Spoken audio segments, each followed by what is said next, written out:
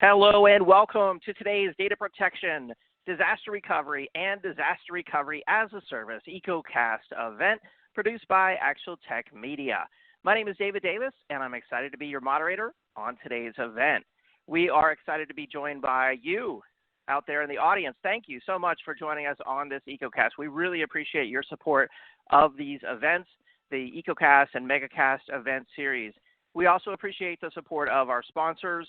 Today you'll hear from experts at phoenixNAP, Scale Computing, Veeam, and Unitrends. We've got a great event lined up for you today. Some awesome presentations. I've seen them all. You are going to learn some really cool stuff, see some very cool demos, and we also have some awesome prizes to give away on the event today. Now, before we get started, we have a little bit of housekeeping we first need to cover. We at Actual Tech Media created the MegaCast and EcoCast event series to help educate IT professionals such as yourselves, such as myself as well, about the latest and greatest enterprise technology. You don't have to drive downtown to the convention center. You don't have to fly halfway across the country. You can learn about innovative technology solutions from your home or from your office, wherever you might be, even from your mobile device. By the way, this works on a mobile device as well. So you can learn about these solutions, get all your questions answered from experts in the field. We highly encourage your questions. We want this to be an educational event. And so that's why we created the EcoCast event series. So again, thank you so much for joining us and supporting the events. We do have prizes, as I mentioned. I'll talk about those more in just a minute, as well as the requirements to be eligible for the prize drawings. We want your questions. We encourage you to use the questions and answers box there on the left-hand side of the audience console. We get hundreds of questions on these.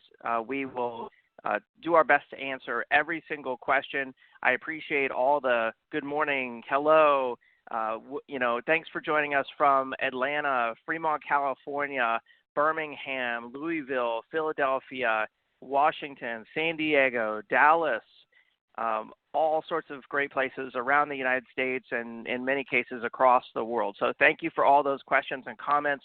I encourage you to use that questions box throughout the event. When you think of a question, when someone is presenting, use that and we will do our best to answer it. So there is no question too simple, there are no dumb questions, as I say. So keep those questions coming. I've also got some questions for you. I'll be doing a series of poll questions at the start of the event. We're going to try something a little bit different, and I'll share the results of those poll questions with you so you can see how you stack up with your peers. I'll also be asking some poll questions throughout the event after each presentation. Those will come up in the slides window, so I encourage you to answer those questions. We really appreciate that, and I know the sponsors do as well. I also want to point out that this is like a windowed operating system here on your web browser. You can take the questions and answers window. You can click on the corner of it and drag it out. You can take the slides window. You can drag it out. You can rearrange these windows. So make sure that you maximize the slides window while also having some area there to ask questions as you need to. We also want this to be a social event. I'll be doing my best to tweet about the event during the event. And you can tweet about the event directly from your console. You never have to leave. There's a Twitter icon on the bottom of the console. And if you click on that icon, anything you type in the bottom will be posted as a tweet under your username and password with Twitter. Of course, that has to be done first. You have to authorize it. And the hashtag will be automatically appended for today's event. So I'll be following just about anyone who tweets about the event and responding over on Twitter as well. We also have resources from our presenters today. They are in the Handouts tab just to the right of the questions and answers. If you click on that Handouts tab, in fact, I believe I can, there we go. I can make the Handouts tab wiggle to draw your attention to it. You can check that out. And then, of course, the questions box is there as well. So make sure that you check that out. And then, of course, I encourage you to maximize that slides window. You can click on the top right-hand corner of it and maximize it, or just click on the corner of it and drag it out and make it larger. So that's what you need to know about today's event. If you have any trouble, 99% of the time a refresh on your web browser will resolve most every problem. And if that does not resolve it, I encourage you to use Chrome. That's a recommended web browser. And sometimes there are extensions in Chrome that can block things from happening, like video autoplay. So you may need to use a Chrome or private incognito web browsing session with the same URL. And 99% of the time, that resolves just about any technical issues with the platform. But if it doesn't, feel free to post your question in the questions box there. I should point out that this is a completely live event. Things can and sometimes do go wrong, but hopefully not today. That was all in the past when things went wrong. Today is going to be a perfect event, in my opinion, and so we've got our fingers crossed for that. Of course, we have presenters calling in from across the United States, and I know in this case from around the world. We have one of our first presenters I happen to know is calling in from Australia. So it's going to be a cool event, totally live, a lot of fun. We do have 3 $500 Amazon gift cards to give out on today's event. To be eligible for those prize drawings, you must be present on the live event. If you're watching this on demand, I'm sorry, the drawing has already occurred. All prize winners must submit an IRS Form W-9 to Actual Tech Media. We will contact you after the event to arrange that and to deliver your prize. Full prize terms and conditions can be found on our website, events.actualtechmedia.com. Also, over in the Handouts tab, you'll find the link to the prize terms and conditions. Now, through the EcoCast and MegaCast event series, we have supported the charities you see on the screen here through generous donations from attendees such as yourself who win a prize and say, you know, I already have too many electronic gadgets to buy with an Amazon gift card. I'd like to donate it to charity or whatever prize you might win on events in the past, and people have chose to donate those to charity. So we appreciate that, you know, in advance. The hashtag for today is DP EcoCast for data protection EcoCast. We'll be tweeting about the event over on Twitter. You can follow Actual Tech Media on Twitter, and you can follow me, David M. Davis, as well on Twitter. And we are also doing a lot more recently on LinkedIn. Of course, we have a YouTube channel, a Facebook page. We have a 10 on Tech podcast where we interview technology innovators on that. So feel free to subscribe to that in the iTunes store. But like I said, we've been doing most of our stuff lately on LinkedIn, and I believe that's where a lot of technology professionals and business people have been moving when it comes to social lately. So feel free to follow us over there on LinkedIn, follow Actual Tech Media, and you'll learn about everything that we're up to, all of our events, and content that we're creating. Now, before we jump into it with our first presenter today, I actually have a series of polls, and I'm going to share all the results of these polls with you so you can see how you stack up with your peers. But these are just kind of warm-up polls and also to get us some data points. I've added a number of additional polls this time all around data protection and storage and ransomware. And so I'll share the results of each one of these with you. And I'm actually, honestly, I'm very curious to find out what the answers to these poll questions are. And I'm sure our presenters on the event today will be also very curious to hear what your take is on these polls. So the first question is, how many people work at your company? That's there in the slides window now. And you may need to scroll down if your slides window is too small. If it's too small, I encourage you to just click on the corner of it and drag it out and make it larger. And that way you can see all the poll questions. You can see all the architectural diagrams that will be shown today. So it looks like many of you have responded to that poll. I appreciate that. Let's get a few more responses.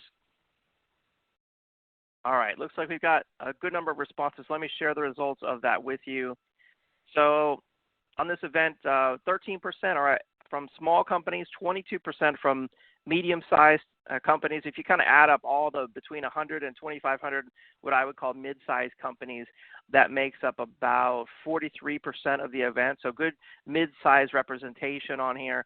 And then, of course, the large companies are also well represented at 10,000 plus, with 17% of the audience out there. So thank you for answering that poll. Next poll question here, what is your industry vertical? And this is the last demographic question. And then we're going to jump into some poll questions about specifically data protection and disaster recovery and ransomware. So I'll leave this poll question up for you as well. And let's find out, other than technology companies, which is almost always the winner on these industry vertical poll questions, I'm curious to find out what the second most popular vertical is that's represented today on the data protection event? What industry or vertical is most interested in data protection? So I'll give you a moment to answer that. All right, looks like we've got a good representation of the audience responding. Thank you, everyone. So let me share the results of this one with you. So, of course, 27% technology, always the most popular, thank you. But beyond that, 13% healthcare. Very interesting. Healthcare, of course, is in great need of data protection. We've got to protect that healthcare data. And they've also been a big target of ransomware, unfortunately. And then manufacturing, 11%. Very cool. Thank you, everyone. We also have a good representation of higher education, state, local, federal governments, and even 7% finance and banking. So excellent. All right. So now on to some more technology-specific questions. So this question is, how much data are you responsible for protecting? So if you were to completely replace your backup infrastructure with a new backup infrastructure, of course, you're going to have at least one full copy of your data on that backup infrastructure. How big do you think it would be? How much data do you need to back up? And then, of course, over time, it's going to grow as you take, incrementals or progressive backups, whatever it might be. All right, I appreciate everyone responding to this poll question. We've got a lot of good responses, and I don't know is a valid response, I should point out, because a lot of us just have so much data, we don't know exactly how much we have. All right, looks like 32% have under 50 terabytes, and then a real good representation there, roughly 43% are between 50 terabytes and 1 petabyte.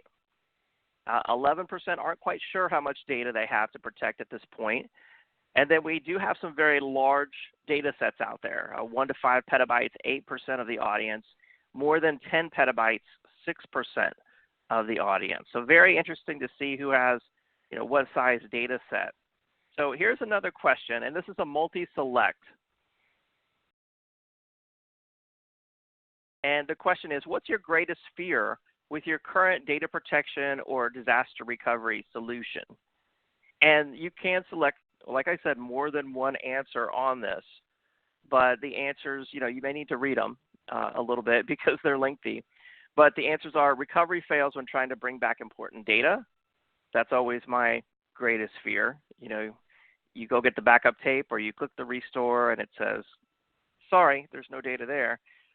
Of course, we all need to test our backups to make sure that the data really is there and we really can recover.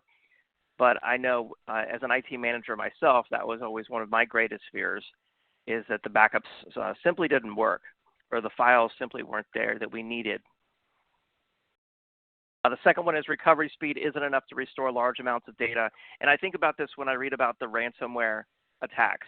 A lot of organizations that have been hit with ransomware, they have the data, but it's taking them, weeks to get the data back.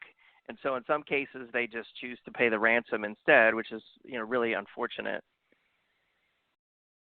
And then third answer there, we don't have multiple copies of our data on-site, off-site, and offline as well. Offline is important when it comes to ransomware.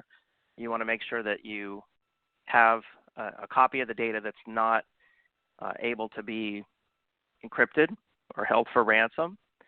And then disaster recovery is too complex and may not work as planned. And I know, with constantly changing dynamic IT environments like many of us have, our disaster recovery plan and solution, maybe we tested it a year ago, but it might not be valid, today with so many changes to the environment. It's hard to keep those disaster recovery plans always up to date and be confident that they work. And then finally, oh no, not finally, there's more there. Disaster recovery solution isn't enough to meet my company's RPO or RTO. So the expectations of maybe you or your company might take longer than we thought, or we might lose more data than we thought. Maybe our solution is just too expensive, or maybe we don't have a formal DR strategy at all, or if something's not listed, I'd love to hear what it is. What did I miss or forget in there? Just drop it in the questions box, and I will reply to it and share it with the audience. All right, so hopefully everybody's had a chance to respond to that poll. I know it's lengthy, but let me share the results with you. So 41% said their greatest fear is recovery fails when trying to bring back important data. The next most popular fear was speed wasn't good enough. And then beyond that, disaster recovery is just too complex, and it might not work as planned. So I'm not going to read them all off, but that's very interesting data. Thank you for sharing that. And let's see. We're starting to run out of time, I know, in our introduction here, but a couple more poll questions. Maybe we can run through these quick. How do you feel about your current data protection and disaster recovery solution? Do you love it? Or maybe you don't have one at all, or you're just not satisfied? Or maybe you like it, but, kind of wish it had some improved functionality. And if you wish it had some improved functionality, I'd love to hear what that is in the questions box. And as the presenters present, ask them if they have that functionality. If there's something you wish your current solution did, it's just not there, ask the folks on today's event if they can do that for you. All right, I appreciate everyone who responded to that. 70% said our solution works well but could use some improvements. 13% love their solution, 13% are not satisfied, 5% don't have a solution at all. And then how confident are you that your company is protected from ransomware? I'm curious to see what the response rate is on this, and I will share the results with you. So let me share the results. So 20% said they're not confident at all that their company is protected from ransomware. 52% said they're just somewhat confident, and 28%, only 28% unfortunately, said they are very confident. All right, last poll question before we kick it off, and that is, what's your time frame for updating or selecting a new data protection or disaster recovery solution? So if you said you love your solution and you don't want to change it, then you don't have to, don't answer this question, or just say not sure. But if, maybe you're shopping for a new solution or you don't have one right now, or you think you just might update, replace your solution in the next 2 years even, then you can choose 12 to 24 months. And again, last poll question, I appreciate everyone who responded to those series of polls. I hope you enjoyed seeing the responses as much as I did. I really appreciate that. I know our presenters will be interested to see what the responses of those were. And with that, it's time to kick off the EcoCast. Thank you, everyone, for answering those polls. And now I'm excited to introduce Mr. Brian Sarpad, Senior or Sales Engineer Manager at phoenixNAP, and Mr. Anthony Spiteri, Senior Technologist of Product Strategy at Veeam. Brian and Anthony, are you there? Yep, sure am. Hi, guys. Hello, how you doing? Doing great. Thanks for being on the EcoCast today. Take it away. All right. Well, thanks for joining, everybody. I'm Brian Sarpad, and today we're going to discuss disaster recovery, some of the main causes of disasters, and some of the best practices that you can employ to be prepared for when a disaster actually hits. So this first slide is based on a recent SpiceWorks survey of over 700 respondents from North America and Europe. As you can see, the vast majority have suffered an outage in the past year, with most people suffering more than one. This next slide shows a wide variety of the culprits. A very common culprit is ransomware. That's usually the result of human error. Typically, some employee doesn't realize that they're visiting a malicious website or installing some software that they shouldn't be, and suddenly their network's infected and a disaster is looming. This is why modern businesses need to have a robust disaster recovery plan in place. And let's see. All right. So outages are never cheap. They often have many hidden costs beyond just the immediate damage. When preparing a DR plan, it's really important to identify all the potential areas of your business that might be impacted. Sometimes it can be as simple as a business application going down and a couple people in a branch office are impacted. Sometimes it's far more critical if you're a healthcare organization or a government entity. Lives might be at stake, so it's really important to have a very strong plan in place.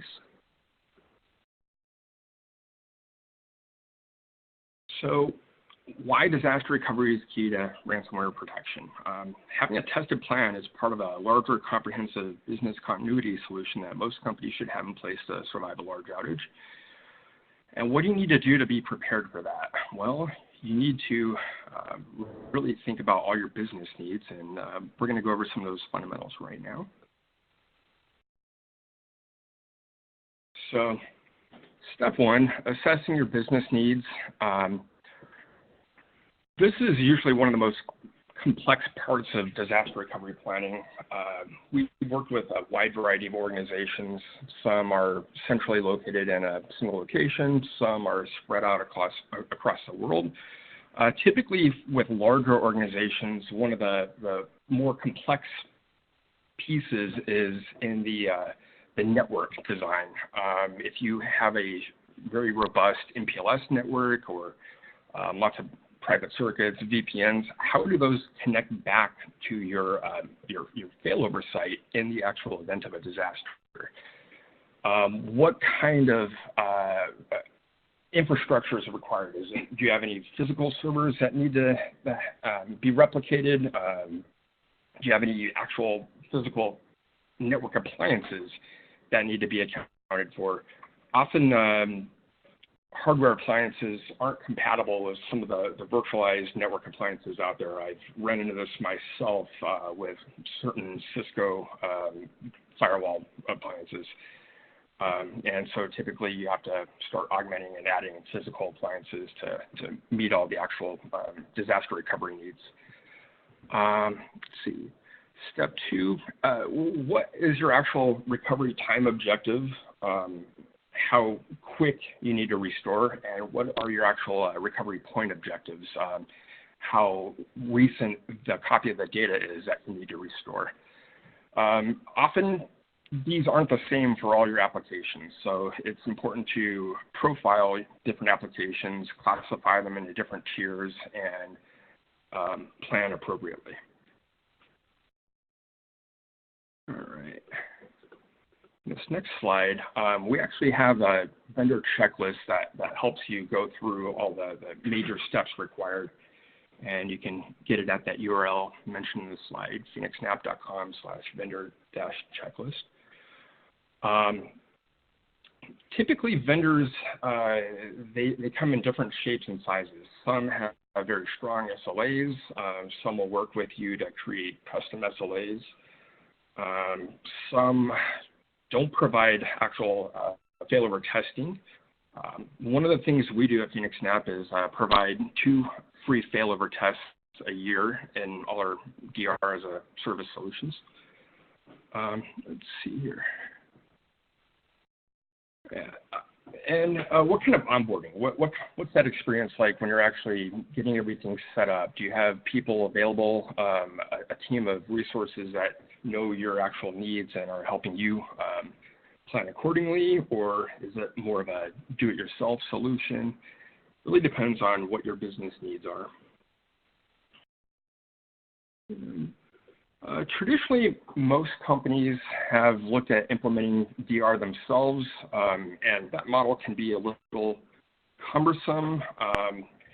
You're usually looking at securing your own colocation, purchasing a bunch of additional equipment. Potentially, you might be in the middle of a hardware refresh, and you might want to repurpose your older hardware at a DR site. All this gets really complex, and it's tough to scale. especially when you're constrained on budgets.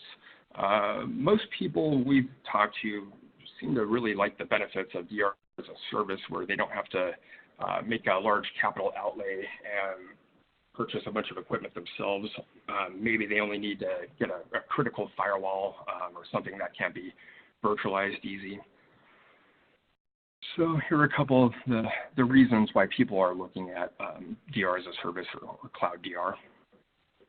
And here's just another comparison. I hit on this earlier.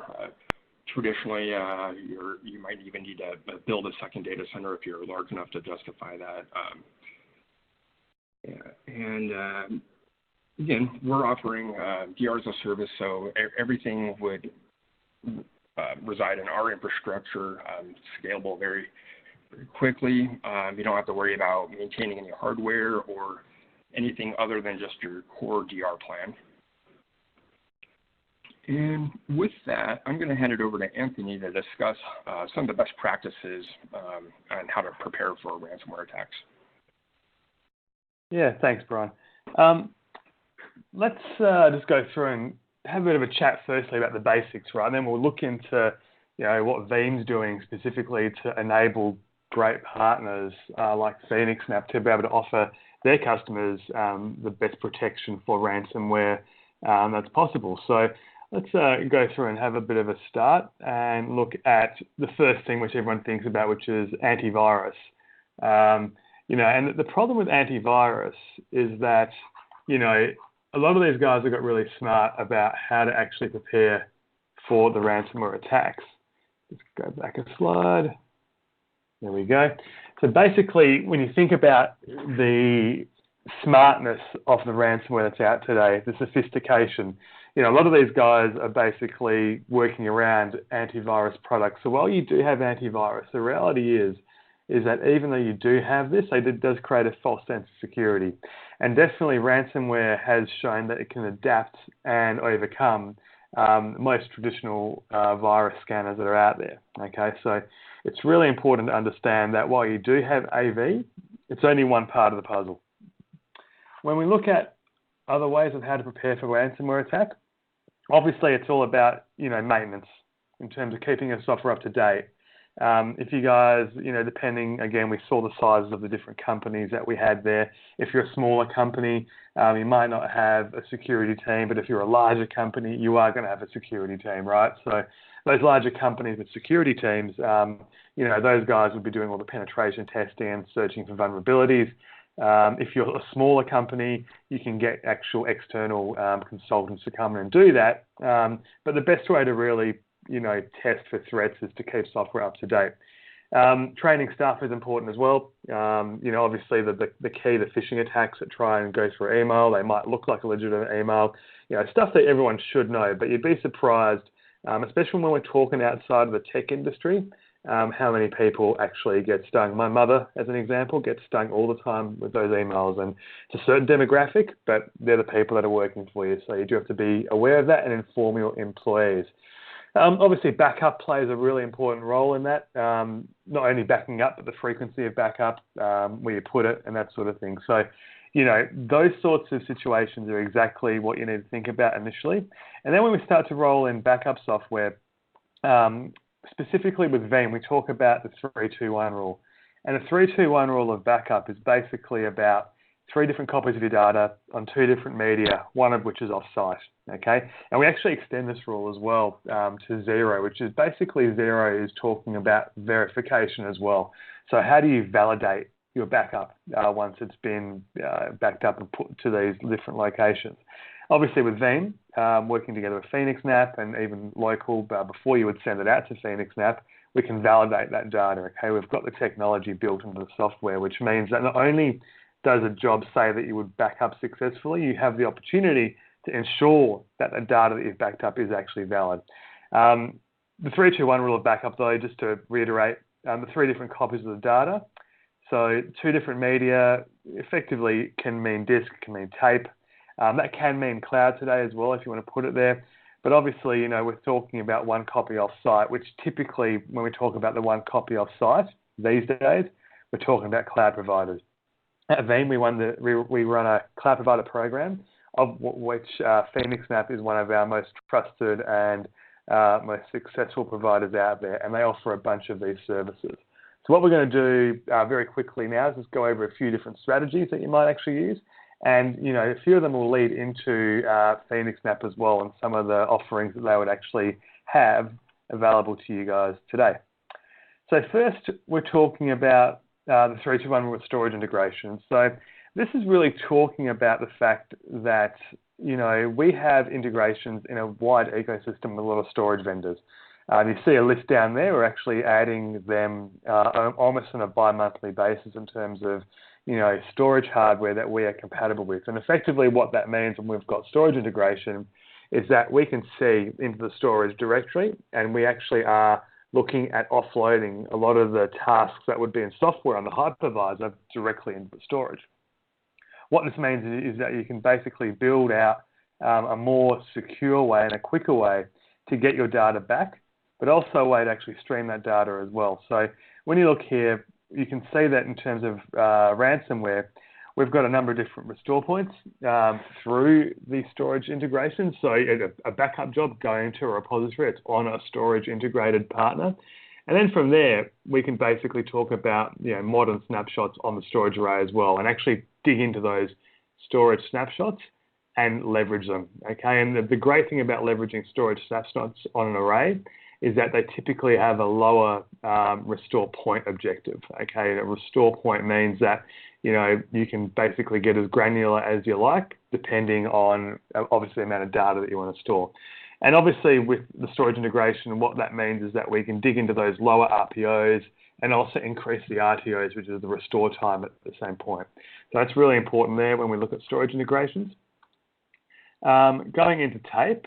Tape is an interesting one, right? Because tape, to a certain extent, is looked upon these days with less favour than what, say, cloud-based backup is. But make no mistake, tape is still very popular in the industry, and we still focus at Veeam on releasing features to enhance our tape support. So for those guys, typically, again, bigger companies are going to have tape units. But what we can also do is we can leverage the tape units of service providers. So in our previous version, we actually had a feature called Tape as a Service for our service providers, which allowed customers to back up using Cloud Connect technology, which we'll talk about in a couple of slides. And then from there, the ability for the provider to actually offload those backups or copy those backups to tape or to a virtual tape library, okay? So tape can be traditional tape where you actually have the physical tape, or it can be a virtual tape library which can be backed by something like an Amazon virtual tape library or storage gateway, okay? The biggest thing about tape is that they are truly air-gapped. So really, they are it's the only solution at the moment that offers a true air-gap solution. When I talk about air-gapping when it comes to ransomware, it's very important. Obviously, ransomware works by getting into your network, by spreading in your network, getting into computers that are vulnerable. If you have your backups, and obviously what it does then when it infects, it goes to encrypt the data, it goes to make that data hard to access. That's where all the compensation comes and the ransoms come into play. If you export to tape, either yourself or through a provider, you're guaranteeing that that copy of the data is separate from any attack, okay? So suffice to say that tapes are still very important from that perspective. So when we move through to backup copy jobs, again, is something when you think of the 3-2-1 rule, this is a way to create that secondary or third copy of your data. So effectively with a backup copy job, you would pick a initial repository with your Veeam server. That could be local, and then you select a secondary location. And the secondary location, again, could be a cloud provider like phoenixNAP through their Veeam Cloud Connect services, or it could be a secondary data center or something like that. Obviously here, what we want to do is we want to encourage you guys to go to a great company like phoenixNAP. So you've got if you're a Veeam customer today, you've actually got this software built in, the ability to basically do a backup copy job straight away. And what it literally does is it takes that copy and sends it off-site. And then you've got, again, a holistic copy of the data, one whole copy that is completely off-site, again, satisfying that 3-2-1 rule. With regards to ransomware, this is safe enough. However, there's still the risk that a malicious user could get in and access a console and basically do a deletion job. So you want to ensure that your cloud providers like phoenixNAP are doing the right thing on their end to basically ensure that the data is secure just in case. And we've got mechanisms and features that we've added to our platform which they can take advantage of, like insider protection, which is basically a mechanism for the provider to add some additional protection on the backup data if it's been deleted. So again, very important there. The last thing is actually looking at Cloud Connect and Cloud Connect for backing up files. So Cloud Connect basically directly to a cloud provider. So phoenixNAP, you'd buy some storage, you'd buy their Cloud Connect backup service, you'd buy a chunk of storage, you'd get a username and password, that goes directly into the Veeam software, you then connect up to them and that becomes a cloud repository, okay? So in the same way that you got a backup copy job, now you're basically taking that data, sending it directly to the cloud provider, and then they store it locally for you, okay? Now, additionally to that, in terms of Cloud Connect backup, we also offer Cloud Connect replication. So Cloud Connect replication is more about the replica of a VM. So taking your workloads, having them in a standby situation on a cloud in case of a disaster. Okay, a little bit different use case, can still be used for ransomware purposes, but effectively when we're talking about ransomware, the ability to have multiple copies of your data, some of which are air-gapped or separate to your system, is actually pretty critical, okay? So that's really just a very quick lightning overview of some of the features that we have, which phoenixNAP can leverage. And then from there, we'll talk a little bit about modern disaster recovery or data protection tips. Again, pretty standard sort of things, talking about strong user passwords for everything that you use. Nothing rocket sciencey there. The next one's really talking about VLAN segmentation. Again, that concept of airlocking to make sure that your network is segmented just in case of disaster. So if a disaster does happen, it can't actually come through. But that's pretty much a quick overview. I'm going to hand back to Brian to finish off. And if we've got any questions from there, we can go ahead. Back to you, Brian. It looks like we did get a question in a minute ago from Angela Montgomery. Are we using our own hardware that we own and manage, or are we hosting with a cloud provider like AWS or Azure? We are actually hosting everything on hardware we own and operate. We actually own and operate our data center in Phoenix, Arizona, and we lease space at about a dozen other locations across the world.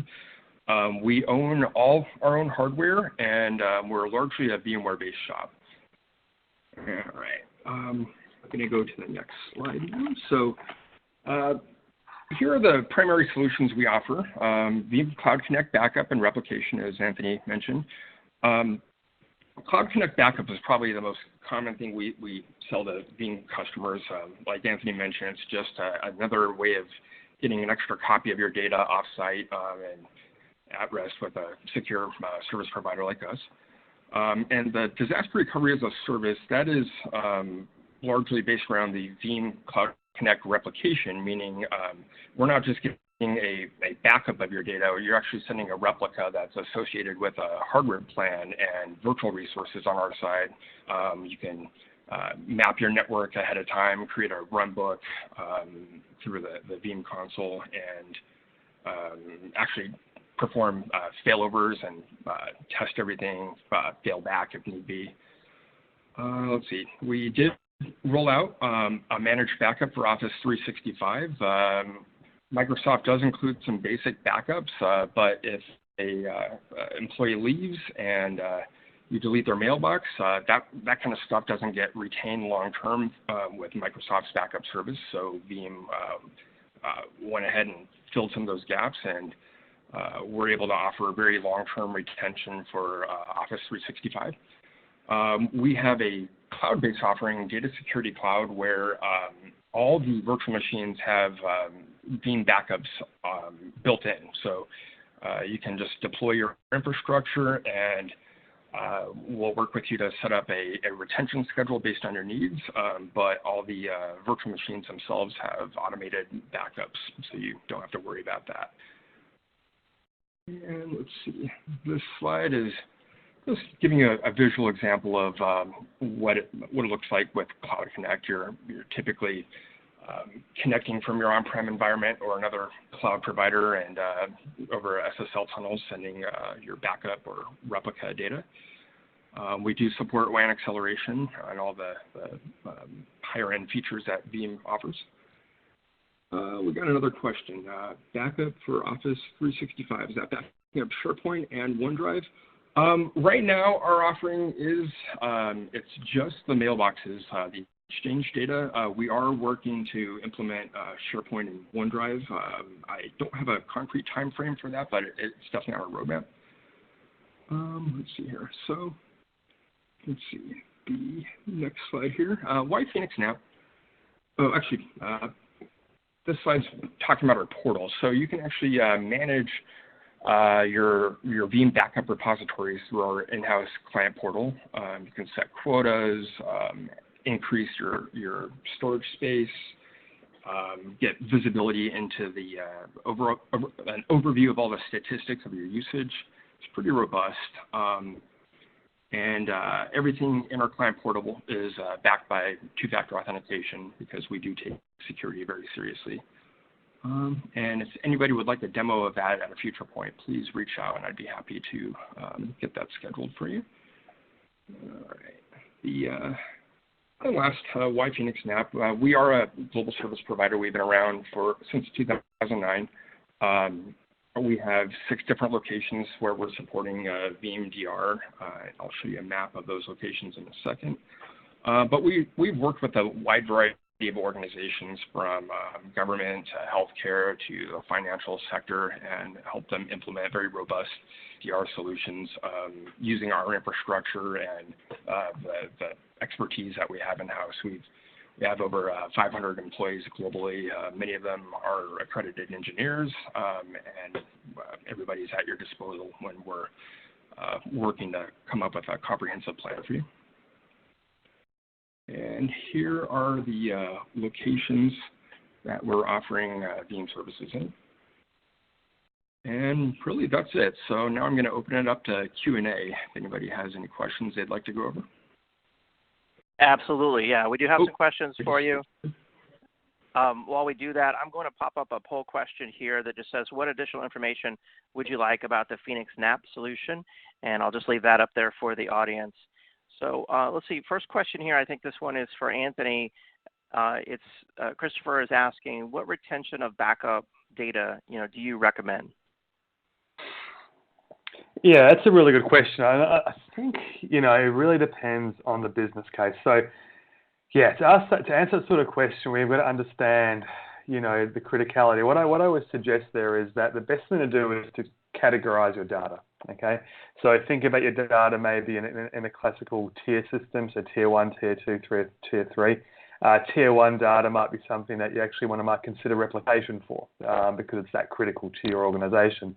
Tier 2 might be backup data that you want to back up once a day and, basically have that retained for a period of 7 days. And then what you have for Tier 3 then works out to be maybe more long-term retention. So typically customers will start off with a 30-day sort of cycle. That's my experience. So that initial backup, like the local repository, has about 30 days worth of backup. And then what they do is they start sending the copies through backup copy jobs off-site, or they do it locally, depending on which way they're leaning towards. And then they start to basically do GFS, or grandfather son, which basically will roll up those 30 days into X amount of months, X amount of years, and so on. So, it's really, again, up to the particular business case. But the longer you can retain your data, the better. And obviously, as well, it comes down to a compliancy point of view as well. If you're a business that is under some sort of regulation, that typically dictates how long your data should be retained as well. So it might be worth checking that. Okay, yeah, excellent insight there. And then another question here, and I'm not sure if this is for Brian or Anthony, but I'll just throw it out there, and that is about Veeam Cloud Connect. Is that a separate package? If somebody already has Veeam, do they have Cloud Connect, or do they license Cloud Connect? How does that work? So yeah, I can answer the first part. Oh, go ahead. Yeah, go for it, Anthony. Yes, I can answer from a Veeam perspective. It basically comes with every edition that we have. So if you have Veeam and you've bought it, you have the ability. There's a separate menu item there that says service providers, and basically from there you'll be able to connect up. Now the second part of that is to go to phoenixNAP and sign up and get a service from them. So yeah, Brian, I don't know if you wanted to add from that, but it's basically built in by default. Yeah, I was going to repeat exactly what you said, and yeah, we do offer free trials for everything, so we encourage you to reach out, and we'd be happy to get you guys set up with that. It's really easy to use. Like Anthony mentioned, you just literally add some host name and some login credentials, and you have access to send offsite backups to us. It's a great service. Okay, excellent. And then another question here. I mean, if someone doesn't have Veeam at all, or maybe they have a different solution today, and they're interested in using Veeam with phoenixNAP, do they buy Veeam licenses from phoenixNAP, or do they buy the licenses from Veeam and then use them with phoenixNAP? How does that work? So they would go through a traditional distributor. There are a wide variety of distributors mentioned on Veeam's website, and purchase through them. Okay, nice. And then, Brian, I mean, what do you recommend people do to get started with phoenixNAP? Is there a process someone typically goes through with someone at phoenixNAP to kind of evaluate and analyze what they have now and what they're needing to do in order to determine how the phoenixNAP service would help them? Yeah, we typically have, I think the email may have been on a previous slide, but just reach out to sales@phoenixNAP.com, and we'd be happy to schedule a phone call and do an assessment of your actual backup or disaster recovery needs and work with you to really right size it and set up some trials and make sure everything is working the way you expect. Excellent. Well, this has been a great presentation. Thank you so much, Anthony. Thank you, Brian. It's been great having you on. We'll see you next time. No worries. Good to be on. Thanks, guys. Thanks, guys. Have a great day. For more information on the phoenixNAP solution, check out the handout that's available for download right there in your audience console. There's a PDF. It's the first PDF right there at the top of the list. You can just click on it. That'll download it, and you can learn more about phoenixNAP. Of course, you can also reach out to them directly at sales@phoenixNAP.com and their website, phoenixNAP.com as well, and of course at Veeam.com for more information on the Veeam solution. And with that, it's time to introduce our next presenter on today's Data Protection EcoCast. That is Mr. Mike Lyon, Product Manager at Scale Computing. Mike, are you there? Yeah, I sure am. How are you doing today? Doing great, Mike. Thanks for joining us. Take it away. Well, thanks for having me. My name is Mike Lyon. So I focus really on our managed service provider offerings as well as our cloud integrations and disaster recovery and data protection. So talking today, that was a great first presentation, and I think this is going to dovetail nicely into it. Talking about data protection for hyperconverged infrastructure. Now, a lot of these concepts are going to be mostly common sense, but as HCI, hyperconverged infrastructure, really becomes the next new paradigm in the data center and becomes more widely adopted, we're going to talk about some of the features we have, but that are also really should be just kind of level, common features across all platforms to optimize your data protection. But just a quick bit about us. The word hyperconverged infrastructure, HCI, we actually defined and came up with that term. And there have been a lot of other vendors in the market who have helped to bring it to life. But really, it's been in our DNA. And we designed a product that was designed to be simple, fault-tolerant, highly available, without having to put the expertise in managing a SAN or having to deal with farms of servers and blades underneath. We really wanted to have really the cloud-like experience, which is why we virtualized in the first place, right? To just deploy a virtual machine, because that's the atomic unit of the data center today, without having to worry about the composite underneath infrastructure. We work with some top-end technology partners, and lately with Intel and Lenovo. So as the other major transition is happening in the computing world, and we hear about edge computing, really we've talked about that for a while. We've called it distributed enterprise, but whether it's in the data center, outside the data center, at the edge, the data protection needs are really the same, and in fact, in some cases, they're more significant. Just going back, we've been around for 11 years, and we actually launched our HCI product in 2012. But starting in 2017, we made some significant investments in our core products, kind of to address some of the needs of the additional threat vectors that have been coming into the market, mostly ransomware having become a significant problem. But as the market for infrastructure changed, the data protection needs changed as well. So we work with both our core products as well as integrating some other partnerships in there, including Google for a cloud-based DR, as well as Unitrends. So again, just the quick, boring definition: hyperconverged infrastructure is not a hyperbole of converged infrastructure. It was really meant to define the hypervisor and the storage converged into one layer. You're not presenting your storage through a traditional SAN. You're not doing it through a VSA where you virtualize the SAN. Really is connecting the compute layers and the storage layers directly. And that's really where the term was designed to be focused around.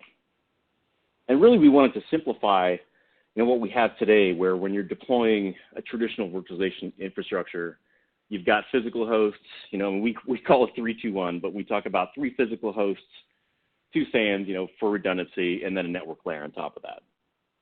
But you have the complexity of protecting, supporting, and updating all those individual components in the stack. And sometimes you can't always do all that at once.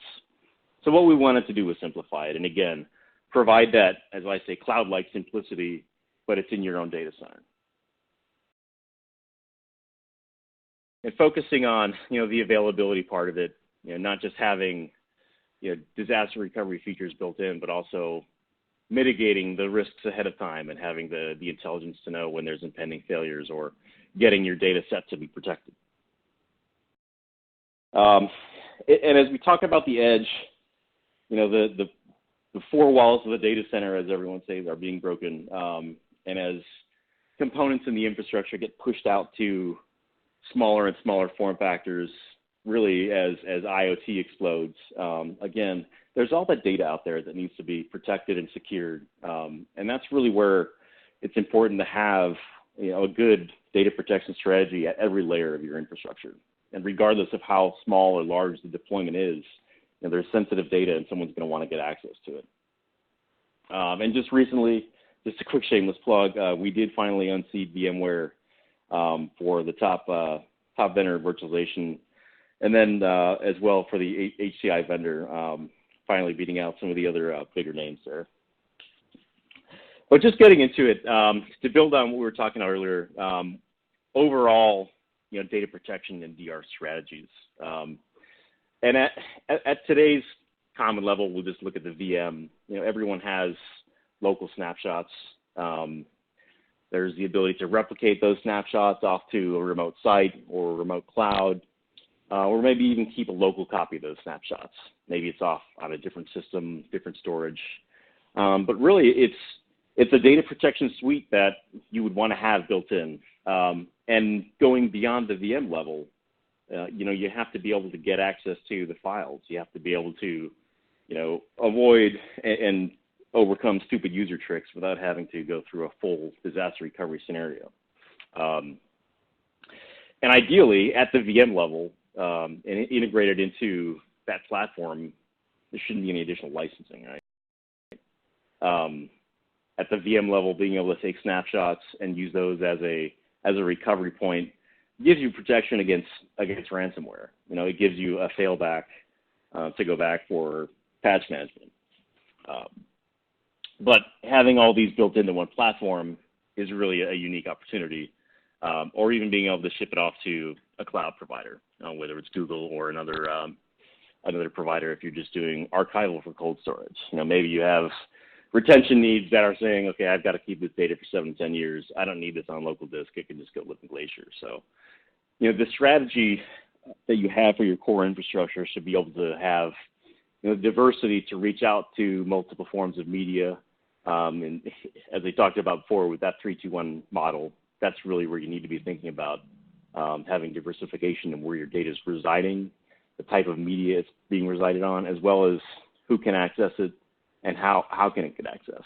Is this user data that's going to be needed to be presented through a VPN, or again, is this just archival and backup? And then integrating in with, a third-party option. Are you going to be able to utilize, if you're doing a forklift upgrade, you've got an incumbent infrastructure that's certainly got lifespan left in it.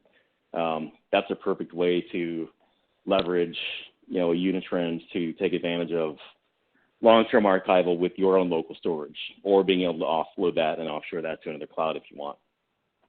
That's taking advantage of, their technology and our technology to get object-level recovery, being able to pull database records out, restore an Exchange mailbox, Office 365, and then to give you options to restore to other platforms. So when you take, the holistic approach of your core infrastructure, an HCI platform, whether it's Scale or whomever, you have to be able to replicate, you have to be able to snapshot those VMs and move those off. But to get access to the more granular objects, to the more important day-to-day recovery options, that's where you need to have the ability to get recovery out to other platforms, and you really need to have your recovery times in seconds when it's filed. Users are having those expectations that it's not going to be a day-long tape retrieval to get their file back, whereas I needed to bring up a corrupted VM. That's understand where it maybe takes a couple of hours, but having the file level and object level recovery is really where a third-party integration gives you a lot more flexibility.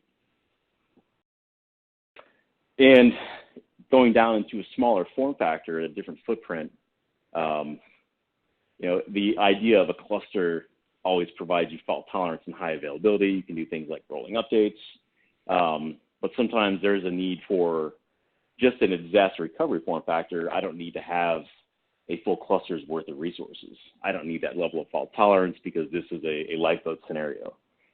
So being able to deploy a single server or a single node really gives you some flexibility in expanding your DR options, expanding your backup options, and it even becomes, a DevOps extension.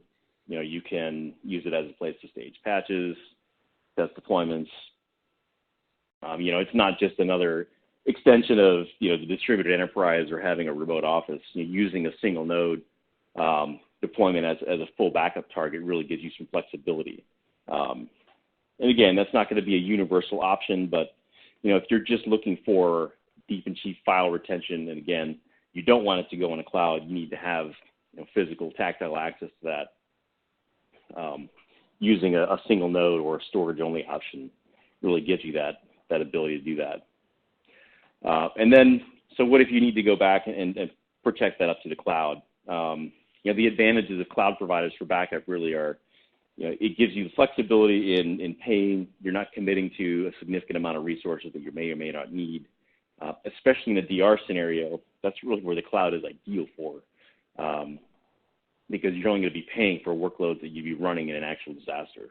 You can back up and protect those, but you're only going to be paying in on-demand. With a consumption-based model, it makes that far easier.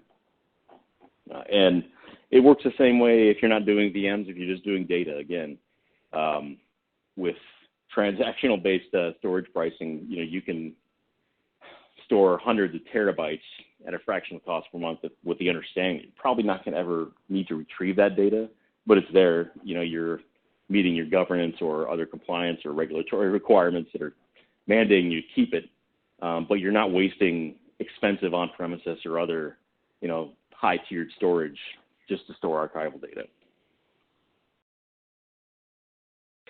So with, for Scale, with us, with Cloud Unity, one of the things we're able to do with cloud is use nested virtualization. Google and Azure both have the capability. We've currently only deployed this with Google, but really to be able to virtualize your infrastructure and run a virtual cluster in the cloud. So you're actually running virtual machines on a virtual machine, but that gives you the ability to seamlessly protect your VMs without having to understand how do I get that ground to cloud networking plumbing stack done, how do I get everything connected. Really gives you the ability to extend your DevOps environment or provide some staging areas. And also without having to, again, understand and go to a 5-week class on understanding VPC networks or how do I get my VPN connected. Having that networking built in really is a nice feature. Just to kind of expand on how we work with the unit trends, and again, if you look at what we do for our data protection, and this is something that should be in every HCI platform, is protecting the VM. Being able to provide a snapshot and a stateful recovery of that VM at its level. And that's great for, again, corruption or staging or patches, but it's not always ideal for being able to just recover a file. It's a little bit more cumbersome for that. So if you need that granular object level recovery, using the agents built in with UEB, that gives you the ability to, again, grab those files, go back and reach into snapshots, go back and reach into specific files and get them back up in seconds without having to look at the more holistic approach of I need to recover the whole VM. So the other risk factors as far as, when I'm applying updates, and I think a lot of us tend to avoid updates even when they're security focused because of the complexity involved. What is this update going to affect? Is it going to affect anything else in my stack? Am I going to violate an HCL? And that's really one of the more important things is providing a platform that makes it easy and really thoughtless to be able to update it without having to worry about taking maintenance windows, without having to worry about maintenance mode or hardware compatibility. Being able to update your system for when the next Spectre 3 or Spectre 4 patch comes out. That's another part of data protection, is being able to provide the ability to seamlessly and really easily update and patch your system without having to worry about the impact it's going to have on your organization. Because I think we tend to avoid or even stack up significant amounts of change for a change window or a maintenance window, and have some adverse consequences if there's an issue when you have to go back and unwind through the stack. Okay, where did things go wrong? So again, talking about the snapshots, one of the things that is unique to us, you think about snapshots with other virtualization platforms, they tend to be a little scary, I guess, as far as keeping a queue of snapshots. Part of what makes us unique is our storage layer. So there's not a virtual disk representation of a VM. So there would never be an opportunity where someone could hijack your VM case or whatever. When you create a VM and you create a disk, it's actually distributed in writing all to the block devices in a cluster. So there's no file anywhere. But because of that, we're only looking at the 1 meg blocks inside of a virtual disk. So we can take thousands of snapshots, and really we're only tracking the difference. And you need to go back, it takes a few seconds. You can just pick a specific point in time and clone a snapshot. You're not going to have to worry about this, queue of allocations rights and how that's going to affect the other snaps. And there's also not a chain of dependency or a lineage you have to remember if you need to purge snapshots. But that's giving you that, again, that VM level instant failback. And also being able to schedule them, just like a backup product where you need to be able to specify your intervals and backup types, as well as your retention, and being able to schedule at the VM level to meet your needs. Again, built in and easy to do. So yeah, with those VM snaps, whether it's local or remote, if the VM is replicated, it just takes a few seconds to pick a point in time snapshot, and you've got an identical copy of that VM. The other thing that's unique about it is because it's a clone from that parent VM, there's not going to be any additional space that's taken up really until you turn that VM on and it starts to consume swap or virtual memory. But it's a thin clone, so it's not going to consume a significant amount of space or resources. And then again, you can blow it away as soon as you're done with it. But just like you need to replicate and protect your files and get them off-site, having the ability to replicate your VMs to another cluster, to the Google Cloud, that's a way to give you more diversity in your protection and ensure that you've got off-site copies of your data. So whether that's a different building across campus, a different building across town, or a cloud, using those snapshot-based backups really is going to give you the ability to have a holistic overall approach. And then at the VM level, there's a point where I also going to need to have archives. If I need to have a stateful copy of the VM at a point in time, or maybe I just need to move that VM and test it on a different hypervisor. I don't want to feel like I'm locked in, and that's something that's also unique with us is you can export a VM and you're going to get a basic XML and disk copy. But what that also gives you the ability is to say, okay, I've got a time capsule of these template VMs, or maybe they're archive copies you need to store, being able to get those VMs off. It also gives you the ability to, again, if you wanted to import that into another hypervisor, or run it on VDI for testing. You can use, really just write to any CIF share, whether that's local or in the cloud, and you get a full universal copy of the VM back. And really, as far as the backup process and how it is to set up, having everything built in and integrated makes it easy for us to be able to make it a turnkey solution. The process of setting up a cluster, I actually did a Spiceworks live broadcast where I did it in under 30 minutes from the rack and stack, rather than, a 20 to 40 hour deployment just to get to the point where you can actually log in and create VMs. The backup process is just as easy because you're just pointing your local cluster to the remote IP address of, that single node, another cluster, or if it's a Google Cloud address. Because of the way we're handling storage at the block level, it's incredibly space efficient. So in a DR, or if you're just doing a testing, when you've run that workload at the remote site, you can replicate it back and rolling the track, and you just send back the changed blocks from whatever occurred during the time that VM was running remotely. Again, that's at a 1 meg block level, so it's fairly space efficient. But again, not always a disaster, going back into the file level. We can go back into snapshots and pick an individual volume from a snap and restore that.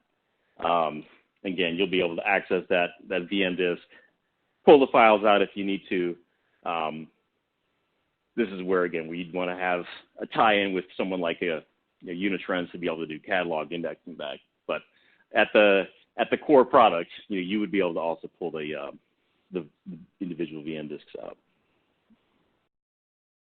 So again, remote full VM recovery, local full VM recovery, and giving you the ability to simplify and with a couple clicks actually go through a full DR orchestration without having to, worry about the ramifications of hitting that big red button and how is that going to affect your environment. And then it's important to, whether it's through your partner or an internal team, you should really have a DR runbook in place today, and that can be a couple of bullet points. It needs to be something that's transient, that's not owned by any one individual, but it needs to be something that's facilitated and tested. Your vendors can help you set that up. We offer that.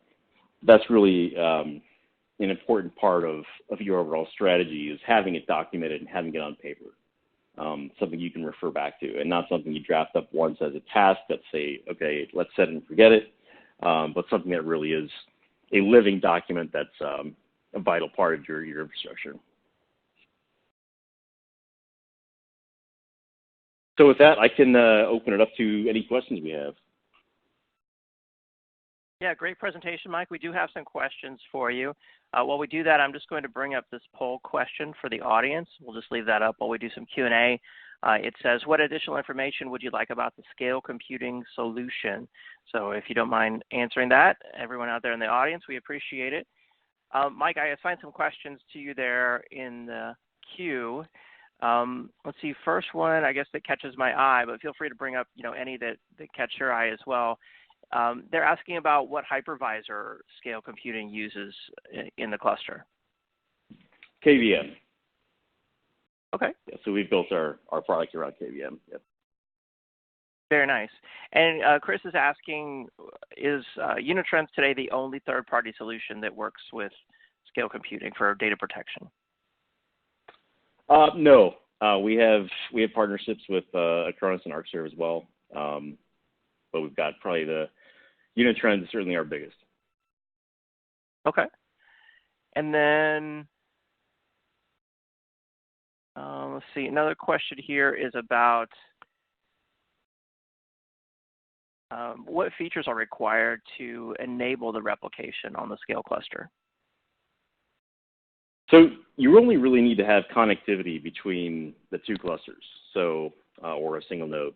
So it's actually already built in. There's nothing that needs to be enabled. You just have to have, there's a specific port we require to have connectivity between the sites. But as long as that port's open, they can just connect directly. Okay. And one of the things that I seem to recall about Scale is that when you buy the cluster, you get the software and all the features that go with it. Is it true that there aren't different editions of the software? Correct. Yeah, that's always been that way. As we push out new features, they're always included. But yeah, there's only one overarching version of the software, and that also gives us the ability to, create hybrid clusters. So you're not locked into a single form factor or family. They're always compatible with other nodes. Yeah, I heard it compared to like the iPhone analogy. You get a new iPhone, say software upgrade, and it's just included. You don't have to buy a different edition. You don't have to pay to upgrade it, kind of thing. It's the new features just come with it. Yeah, I like that analogy. Another question here: can you replicate and protect a whole cluster to a single node? Is that possible? Yes, it's really a matter of resources. So, if you have a larger, and you can get a large single node that outmatches the capacity of your primary cluster. So yeah, we've got enough sizes to match that. So if you wanted to deploy a single node to protect a whole cluster, you could absolutely do that. I like that. I bet that could help a lot of companies with their DR cost if they're struggling to afford a secondary site and a entire secondary cluster. And with Lenovo, we've come out with some tower form factors too. So even when there's environmental concerns or if there's not racks available, we've got some 8 and 12 drive tower nodes that are really affordable and provide cheap and deep storage with full DR capabilities. Oh, perfect for DR, yeah.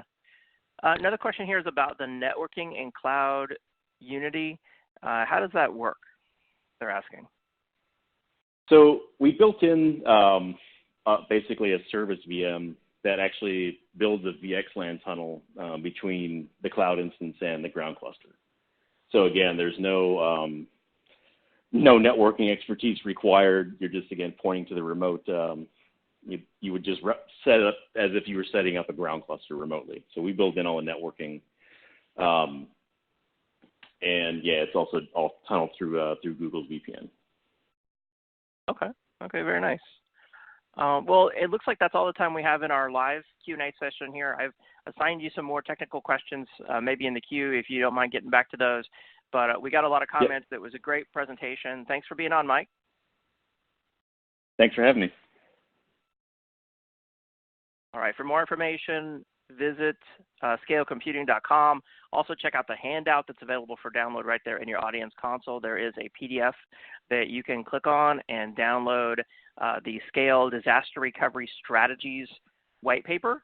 It's a really nice paper. If you're interested in DR and scale computing, make sure that you check that one out. And now it is time for our first prize giveaway. We have an Amazon $500 gift card, and that is going out to Steve Kroll from Illinois. Congratulations, Steve Kroll from Illinois. We've got 2 $500 gift cards to give away after the next 2 presentations, so make sure that you stay tuned for those. And now it's my pleasure to introduce Mr. Edward Watson, Product Marketing Manager at Veeam. Edward, are you there? I am. Hello. Thanks for having me. Hi, Edward. Yeah, thanks for being on. Take it away. Great, thanks. So, Edward Watson, as you mentioned, I'm a product marketing manager at Veeam Software, and I've been at Veeam for roughly 3 years now, and really focus a lot on lots of our cloud solutions in the market, and now laser focused on Microsoft Office 365. So we're going to dive right in here. So anyway, today we're going to be talking about the 6 reasons for backing up Microsoft Office 365. I know there's some varying opinions on this topic, lots of strong feelings about whether your data is actually protected in Microsoft Office 365. So today what I'm really hoping to do is really set the record straight a little bit and really get you closer to thinking about backup in general for Office 365 and what Microsoft protects and what you as the user are in charge of protecting. So before we really dive into this topic, I want to just talk a little bit about Veeam Software for those that don't know about Veeam. So we started off as a new player in the virtualization space about just over 10 years ago. So when these new virtualization technologies came out, VMware, Hyper-V, we were one of really the prime players for backup in that space. And since then, we've really taken the backup world by storm with other various physical, we've expanded to cloud with many different integrations with Microsoft Azure, AWS, and IBM Cloud, as well as thousands of cloud service providers that actually build Veeam into their offerings. So we definitely have a very thorough platform, and we're only continuing to expand with SaaS offerings now, specifically Office 365, which we'll get into today. So just some of the accolades that we've obtained. We have hit $1 billion as a company just a month or so ago. 80% of the Fortune 500, as well as some of our other accolades, such as the Net Promoter Score, which we're 3.5 times the industry average. So 330,000 plus customers, number 1 in Europe, number 4 worldwide. We're just a very one of the more exciting backup and recovery players in the market. So now to kind of dive straight into the reasons why you need an Office 365 backup. So it may come as no surprise that accidental deletion is actually the first one. So I'm ashamed to admit it, but actually before this EcoCast, I was shuffling through my phone and accidentally deleted the calendar invite for this EcoCast. So as ashamed as I am to admit it, I wouldn't have known that had been deleted unless I had the EcoCast. So it just shows you, if you're just shuffling through your phone, you can delete things you don't want to. Retention policy gaps, and these gaps and the confusion around these gaps is all to do with the assumption that things are protected when they're in fact not. So Microsoft has many different types of retention policies. Say if an employee leaves or something sitting in a recycle bin, it's basically a ticking clock where after 1 month, that's gone. And that data's gone forever. And there's no way as the IT to simply manage all these various retention policies. Also, something interesting to note about these retention policies is the average length of time from data compromise to discovery is right around 140 days. And your default settings only is about between 30 and 90 days.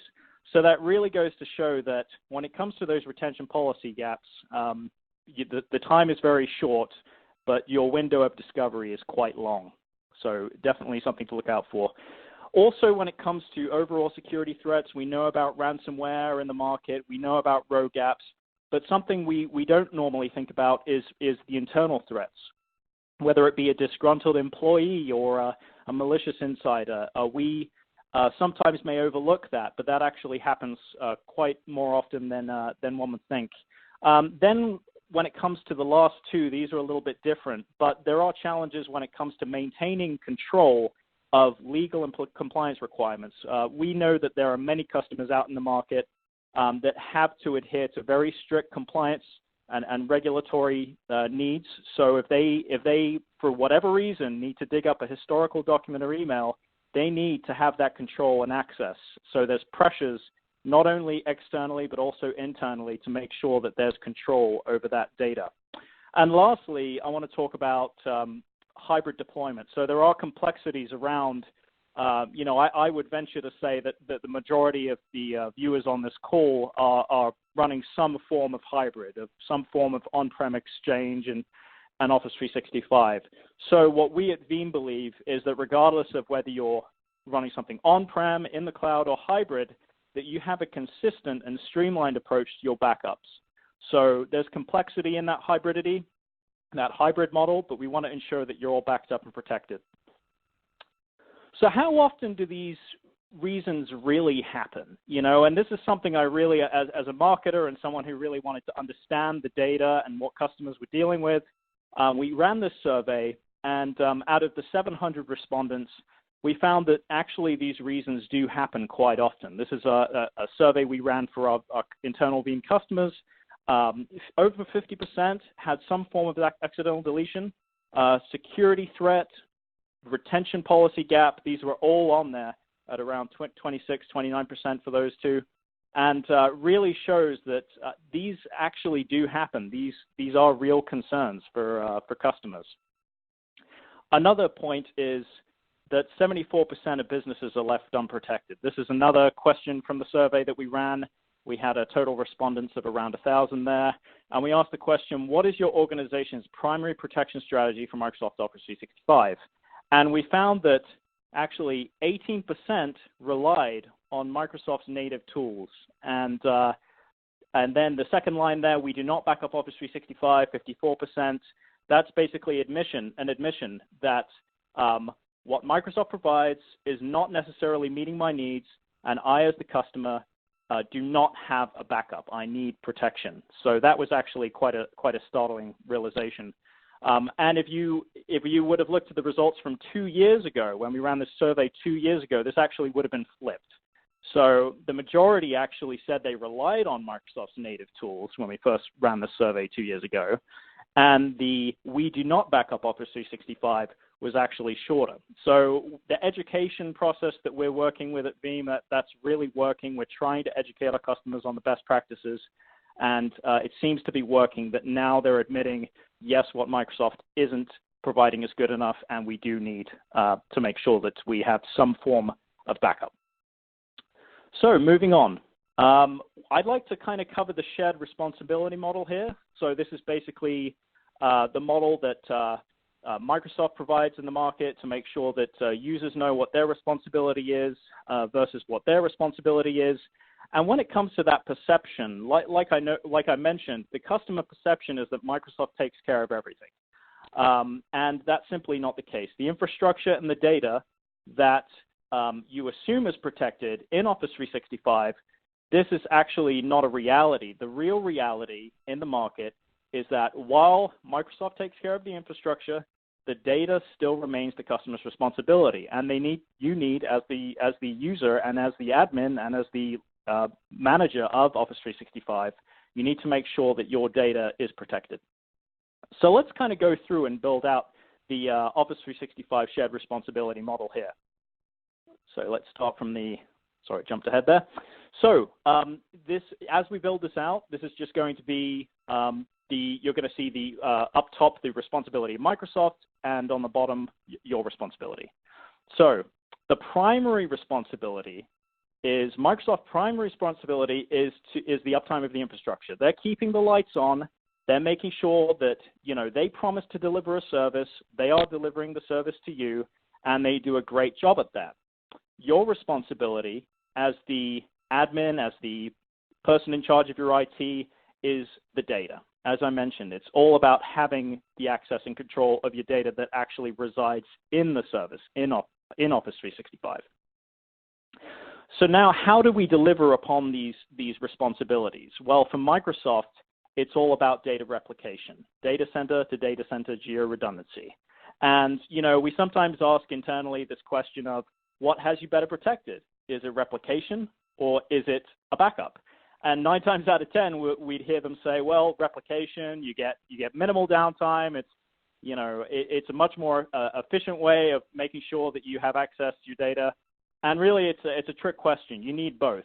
That's why at Veeam, we bundle Veeam backup and replication into one product, because you need backup, you need replication, all for different different reasons. And in the case of your responsibility, the backup, it's making sure that you have a copy, an isolated copy of your data stored in a different location, separate from the infrastructure.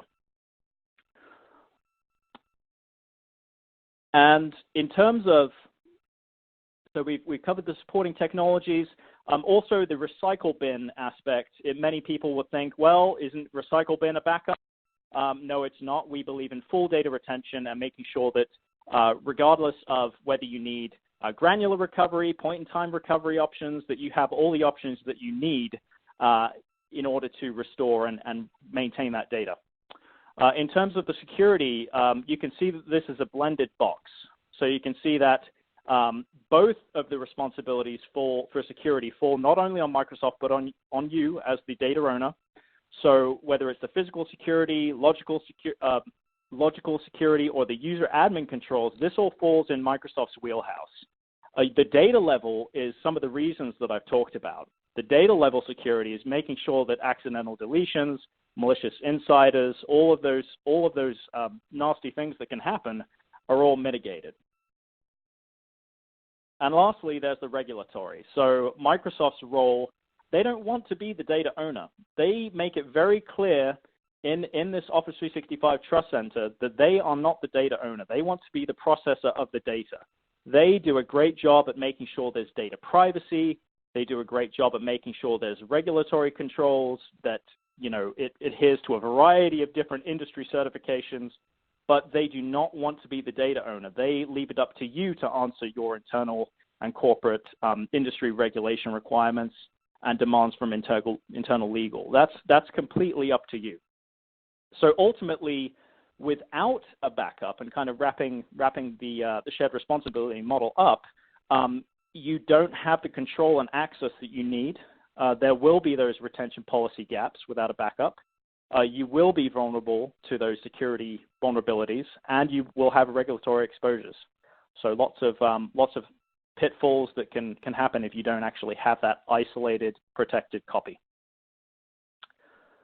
So now I'd like to just quickly talk a little bit about our solution, Veeam Backup for Microsoft Office 365. So what's kind of interesting here is just kind of looking into our messaging. The messaging you see with Office 365, it's your data, you control it. That's actually what Microsoft says in the market. And what we've done is made sure that you know that it's your responsibility to protect it. So we've added that last piece of you as the user, and us in the market being that data protection element for backup for Office 365. We want to make sure that you are the ones in control of it and that you have the protection that you need for it. This paid version of Office 365 really helps mitigate the risk of losing access to your data, whether that be Exchange Online, SharePoint Online, OneDrive for Business, and really, again, make sure that you're in the driver's seat and that you have complete control over it. So in addition to the paid version of the product, we also have Veeam Backup for Microsoft Office Community Edition, which is actually kind of our gift to the community. There's no feature limitations for this, but it's limited to 10 users or less. So this is a great option for many of our smaller companies, and it's completely free. First, and also to just kind of close out on the product itself, just to highlight a few differentiators. So, Veeam, we're very location agnostic. We're very cloud agnostic, provider agnostic, storage agnostic. We want to make sure that wherever you want to keep and protect your data, we won't lock you in like many other solutions or build those storage fees into the solution itself. We want to make sure that you have control, that you are able to store the data wherever you want to store it, whether that be back on premises, which many of our customers do, whether that be to a hyperscale cloud like Microsoft Azure or AWS, or a managed service provider, of which we have many, such as phoenixNAP. In addition, one of the questions we always get is, well, if it's in Azure, isn't that not protected because Microsoft, is with, the same company? And that's not the case. Even in Azure, a separate VM, separate environment in Azure, you will have your data protected in Azure, separate from Microsoft Office 365. In addition, we've talked a lot about the backup element, but the backup element would be nothing without the restore capabilities. So at Veeam, we're quite famous for our just the sheer amount of options and flexibility of the restores that we provide to customers. And really, we've spared no detail in terms of the restore capabilities that we've provided customers. In fact, we have 25 plus different ways to restore, which I'll show you shortly. And lastly, we have the just overall legal requirements that you're able to meet through the e-discovery within Office 365. We've talked a lot about legal and some of the pressures that you may be getting internally and externally. You're able to make sure that the data is in your control and that you can meet those compliance requirements. And again, we have many customers that are able to meet their compliance needs of quickly and efficiently restoring multiple emails a month or a week or a day to meet various needs. So I talked about the 25 different ways we can restore. This is actually a really great kind of visual that you can go on our site and take a deeper look at. But just to kind of call out one, this may seem a little bit overwhelming, like why would I need 25 different ways to restore? But again, we're all about options. We're all about providing you as the customer the capability to whatever you need to restore for whatever scenario that comes your way, whether you want to restore to Exchange on-prem, whether you want to restore it back to Exchange online, whether you want to save and send, whatever you want to do, we enable you to do. So just to quickly bring your attention to number 7, that actually allows you to compare the data, or compare folders rather, mailboxes or folders inside Exchange, and only restore what is missing from production in the backup. So there will be no duplicates, and really the system's smart enough to deliver what you need without kind of what you don't, right? So that's one of the really cool capabilities that we have. So you can take a deeper look at this online. And just to kind of close out, we have our statistics in the market, which is to date we have a growth of 556% customer growth in 2018. And we actually have 75,000 downloads to date and 8.2 million mailboxes protected. So this isn't necessarily to show off. This is to let you know that this is a battle-tested product that does very well for customers and helps them meet their goals. So just to kind of wrap this up, the actions, the key takeaways that I want you guys to think about. We have a 6 reasons why special report. If you want to read more about this or get reminded, or maybe send this to a peer or your boss to convince them of this need, this is a great, simple, easy read that we found people really resonate with people in the market. So definitely look to download that and see for yourself. So we have a 30-day free trial download that you can take, and it gives you the full feature functionality. And once that 30 days is up, you get reverted back to Community Edition, where if you have 10 years or less, then it's a very with this presentation, you'll have it installed. So yeah, why don't we go for a Q&A? Great presentation, Edward. We do have some questions here for you from the audience. While we do that, I'm just going to bring up this poll question. And the question is, what additional information would you like about the Veeam solution? So I'll just leave that up there while we do some Q&A. Great. First question here, they're asking about if you have any advice about GDPR and HIPAA requirements related to data protection and DR. I guess it's kind of a general broad question. Sure. So yes, with Office 365, we do allow some capabilities in terms of having visibility of the data, making sure it's free. But we do actually have other features built into Veeam Backup and Replication that cater specifically to GDPR as well. So that might be something to look at in addition to the Backup for Office 365 solution. Okay, very nice. Another question here, can Veeam Backup Microsoft Teams? Yes, absolutely. So whether it's backing up Teams, restoring Teams, whether it's on-premises Microsoft SharePoint, on-premises Exchange, we back it up, we restore it all. And as you saw, there were just so many different ways with which you can do so. Very nice, very nice. I didn't know that. I learned something as well. Veeam can back up Microsoft Teams. Another question here, do you have to store the Veeam backup data on-prem, or can you store it in a cloud? Absolutely. So great question. So on-premises, it's completely your choice if you want to back it up on-premises. We do have many customers that do so. But again, we are absolutely location agnostic. Wherever you want to move the data, you can move it, whether to the cloud, to a hyperscale, to a managed service provider. We give you options. So it's all about options with Veeam. And, there are many competitors that will simply, lock you into a particular storage. We don't do that. We're all about giving you the freedom to put the data, back up the data wherever you want. Nice. Nice. Ren is asking, what level of encryption is offered on the backup data? Yes, so we definitely make sure that the data is encrypted the same way you would with any data that you're managing.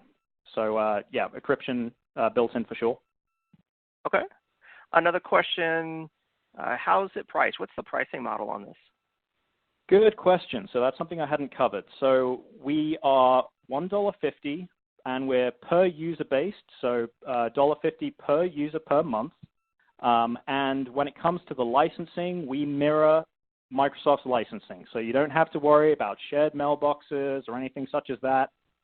In addition, we have discounts based on the amount you commit to. So we have 1 year to 5 year commitments, and we can definitely give you discounts based on those longer year commitments. Very nice. I like it. And then I think last question we probably have time for, and that is this part of Veeam Backup and Replication, or is this a separate product? Great question. Great question. So many of you may be using or have heard of Veeam Backup and Replication. That is our on-premises data protection solution that really enables that on-prem data protection, but also extending to the cloud for data protection. This is actually a completely separate product that you can use together with the Explorers for that e-discovery component, but separately from Veeam Backup and Replication. So completely standalone. It's a very specific use case. And in addition to other reasons, that was the reason that we made this a standalone product. Very nice. Very nice. So if somebody wanted to try it for themselves, what's the action they should take? Yeah, so you can take a free 30-day trial on Veeam.com and get running as soon as today. It's very, very easy to get started. Excellent, excellent. All right, well, it looks like that's all the questions we have, or that's all the time we have. There are a couple of more technical questions for you there in the queue. Edward, if you don't mind checking those out. I really appreciate you being on the event today. Thank you. Great, thank you very much for having me. For more information, check out the handout that's available for download there in your audience console. That is a PDF that covers the Veeam Office 365 solution. In fact, it's 6 critical reasons for Office 365 backup. So make sure that you check those that handout out, and also give the evaluation a try for yourself. And now it's time for another gift card prize. That second gift card that we're giving out today is going to Aaron Schneider of Indiana. Congratulations, Aaron Schneider of Indiana. We have one more gift card to give out after the next presentation, so make sure that you stay tuned for that. And now it's my pleasure to introduce Mr. Adam Margett, Technical Specialist at Unitrends. Adam, are you there? Are you there? David, good afternoon. How are you, sir? Doing good. Thanks for being on the event today. Take it away. Yeah, we really appreciate you having us, and good afternoon, everyone. Thanks so much for joining. When ATM invited us to this EcoCast, was absolutely thrilled to be included and be a part of it, because data protection is something that we here at Unitrends have been laser focused on for the better part of 3 decades here. So what I'm hoping to cover and share with everyone today is kind of looking at the current landscape of threats and some of those costs when it comes to business continuity and downtime.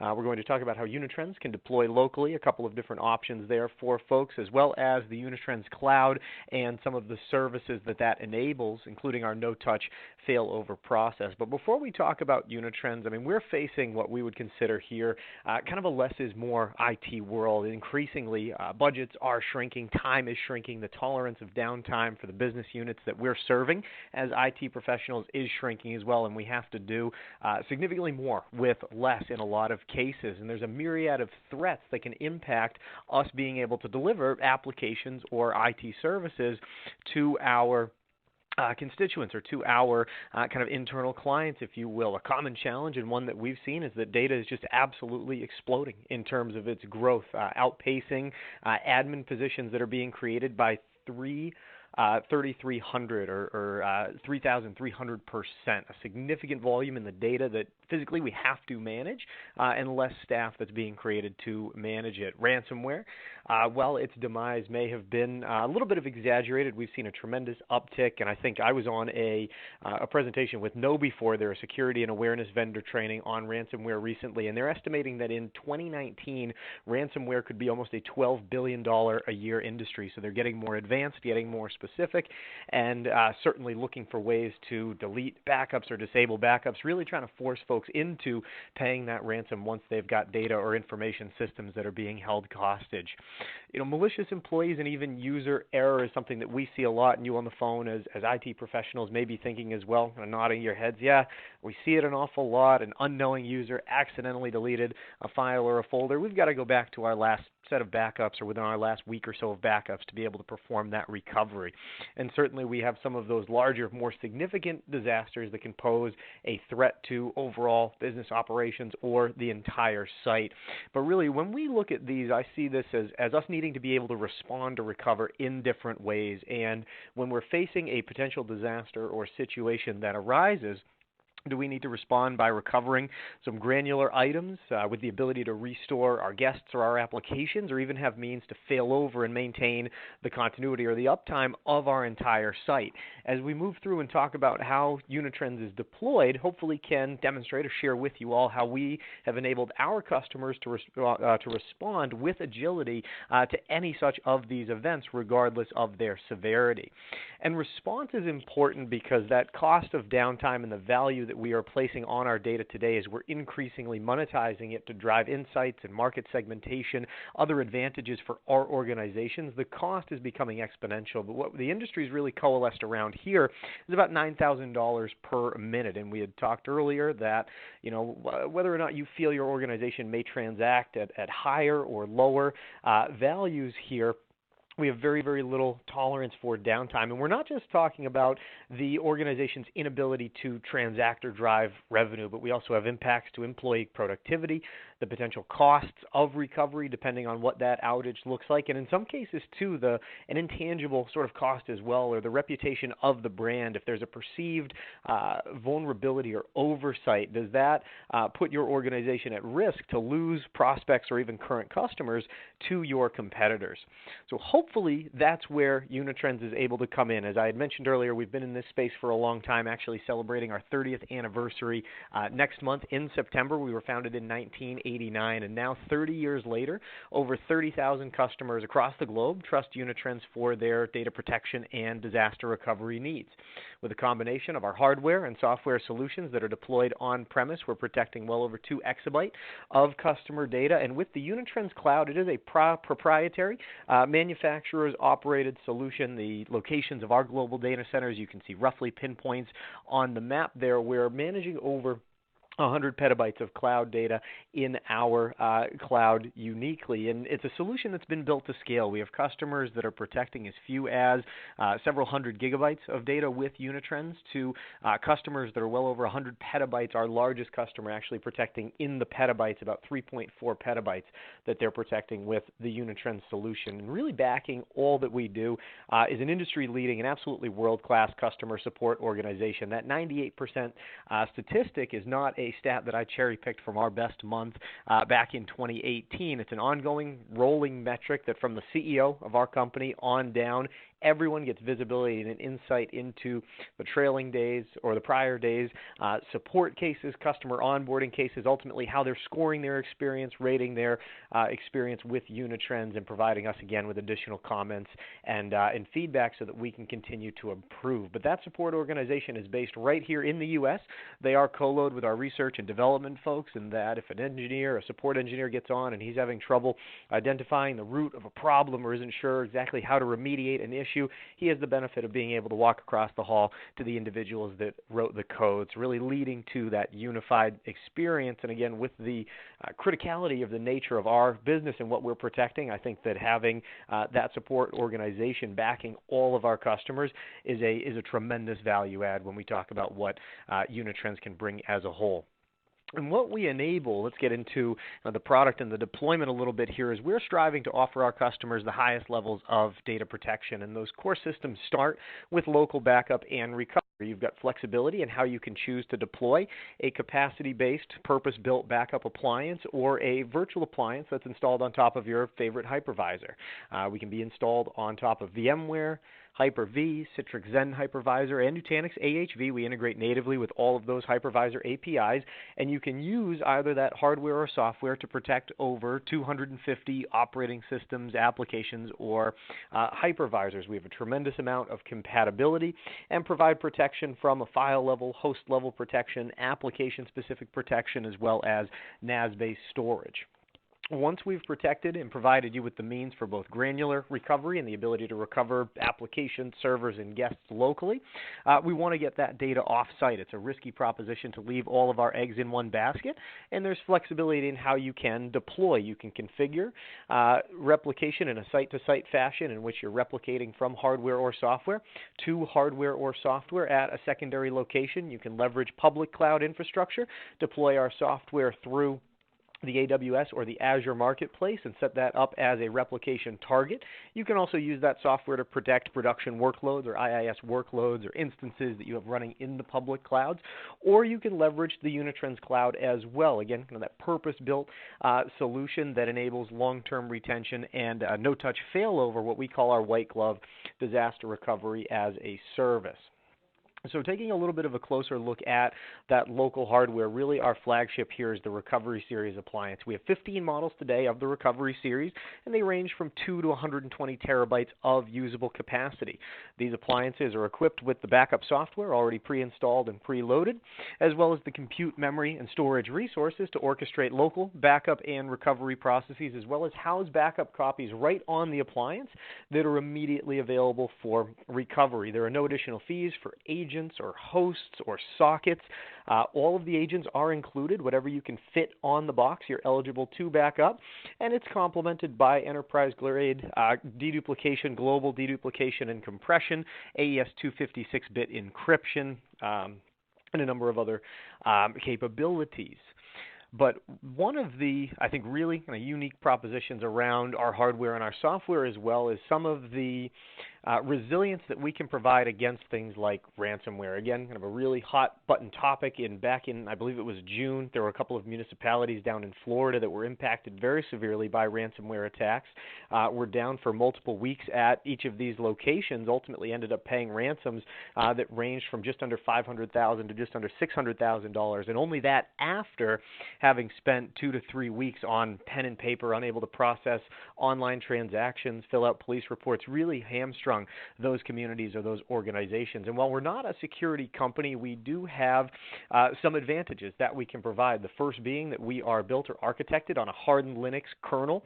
The backup zone in which we are landing our backups in, they are immutable. It is read-only, and in a lot of cases, ransomware variants will be searching for specific file extensions, and based on the install base and the popularity of Windows, they're commonly going after Windows-based systems, so files stored on that Linux repository in some cases would not even be visible or discoverable by the ransomware code. In other cases, we do have that benefit of being immutable in that those backups are going to be read-only. You're not going to be executing and encrypting backups that are on a Unitrends appliance or stored in that repository. We also have built into the software a machine learning algorithm that as we're taking the backups of your assets, of the assets or the servers in your environment, the appliance will start to establish kind of baseline patterns for behavior, things like change rates, the entropy or the randomness of the data, the levels of encryption. Once those patterns have been established, if we see a significant deviation from the baseline,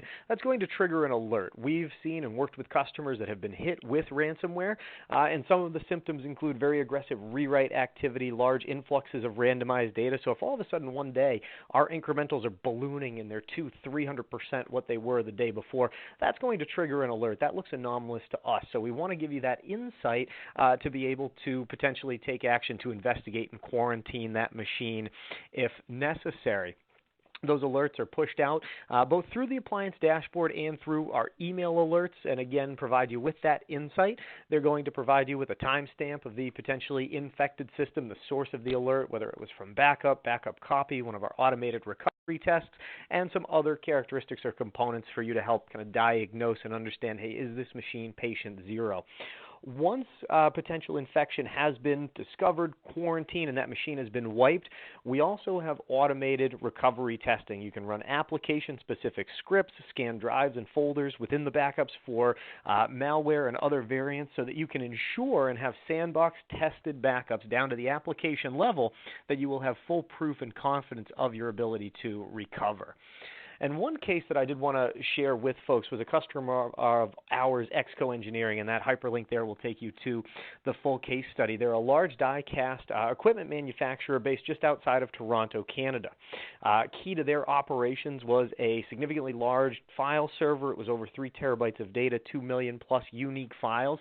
And before Unitrends, they were rotating LTO tapes off-site. They struggled with their recovery point objectives. They weren't able to test those tapes regularly. Ultimately, they needed additional visibility into that process. So they did end up deploying Unitrends, our purpose-built capacity-based appliance on site, as well as our archive base so that they could still archive off long-term retention data onto hard drives, as well as replicating some mission-critical data and machines to the Unitrends cloud as part of our disaster recovery as a service that we're going to flush out in a little bit more detail coming up here.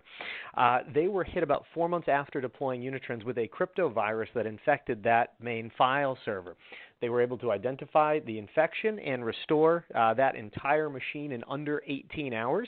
The IT director at the time had let us know that if they were trying to restore those from their LTO tapes, they'd be looking at potentially 72 hours plus. So really helped them in a particularly sticky situation. They're not the only customer that has been able to recover from a ransomware attack leveraging Unitrends, but just one story I like to share with folks. There's another Bethlehem Public School District was hit multiple times and leveraged their Unitrends appliances successfully each time to recover.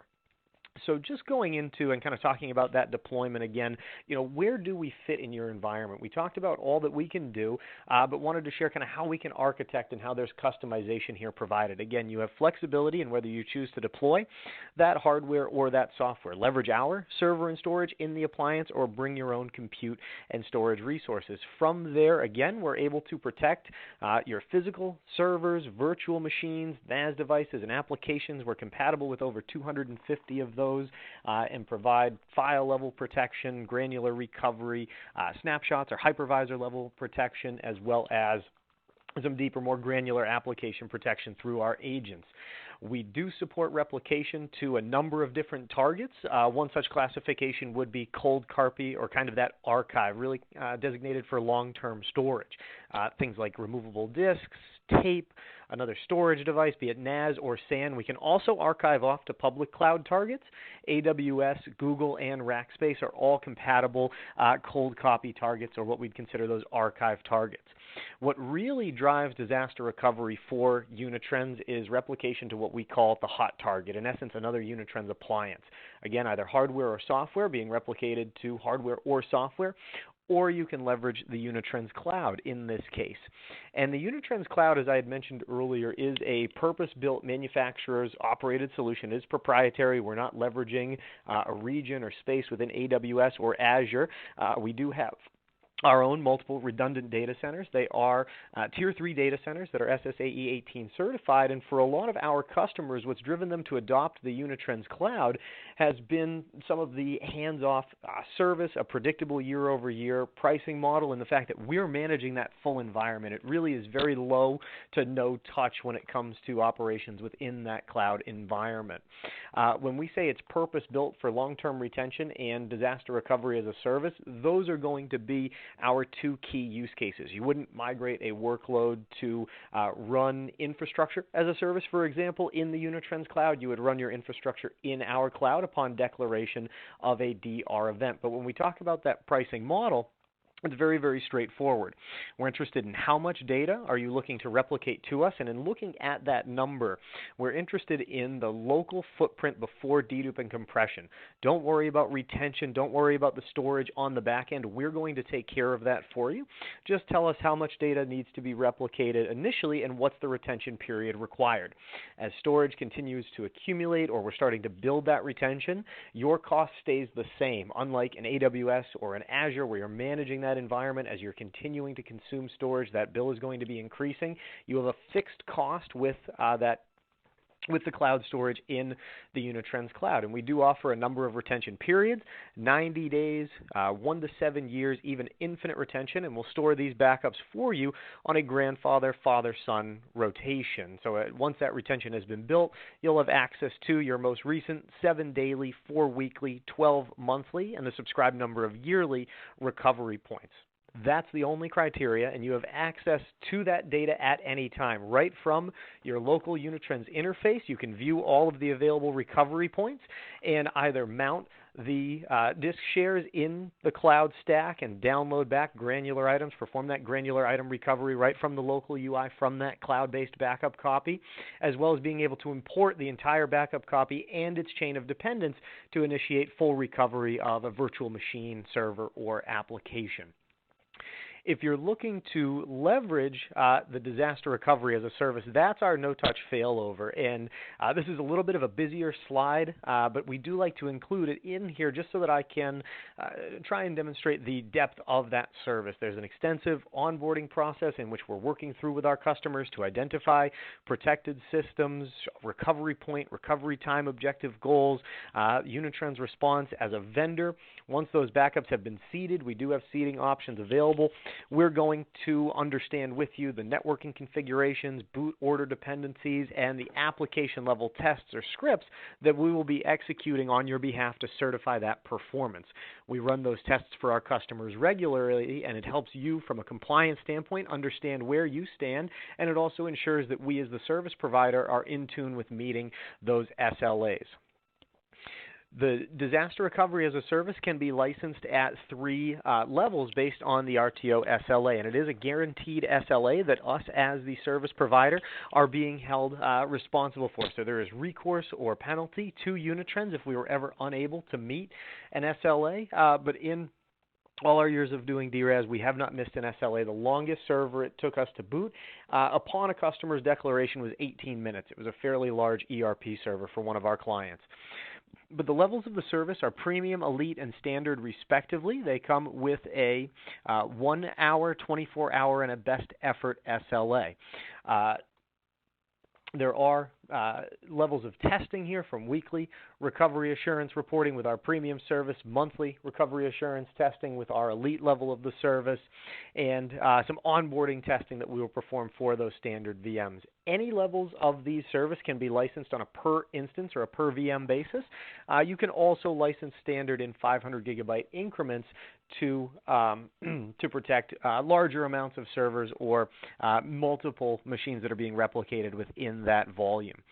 So that process, when we talk about a no-touch failover process, when you make a declaration, you're making a phone call to Unitrends. We've already seeded and stood up your environment in the Unitrends cloud, tested that, and we're keeping that data up to date regularly with backups that we're receiving from the local environment. When the disaster strikes, you make that phone call and that declaration. We're immediately going to begin that boot process to bring up the DR site and provide you with an SSL VPN so that you can reroute user traffic. We will continue to be backing up your data as it's running in the Unitrends cloud, so there aren't any gaps or kind of that down or dead time from when you are being run in the Unitrends cloud. Once you are ready to rebuild or restore the local site, we're going to seed all of the backups onto a new appliance and overnight that to you so that you can begin to import and restore that data. Once the local site is ready for failback, we're going again to seed those last incremental changes, tear down the DR site, and overnight again that NAS device to you, the customer, so that you can begin to restore that data to the appliance and then to the environment. Lastly, once those systems have been synced and they're brought online, you're going to reroute that user traffic back through the local site. We will send a new prep kit to capture changes for future failover or any future declarations. Great question that we get a lot of the time here as well. Has anyone ever had to use it? You know, you talk about this level of service, and the answer is yes. A customer of ours, Safety Products down in the Lakeland, Florida area, it was struggling with their previous solution that was a combination of Carbonite, a little bit of EMC software in there, as well as VMware that they were using to try and replicate between their sites. But they were struggling getting the replication to work, and they were looking for a means to do things a little bit more efficiently, as well as being able to protect their entire environment through a single pane of glass or with a single UI. So they opted to deploy Unitrends virtual appliances at both of their locations, replicate that data to the Unitrends cloud, as well as subscribe to that disaster recovery as a service.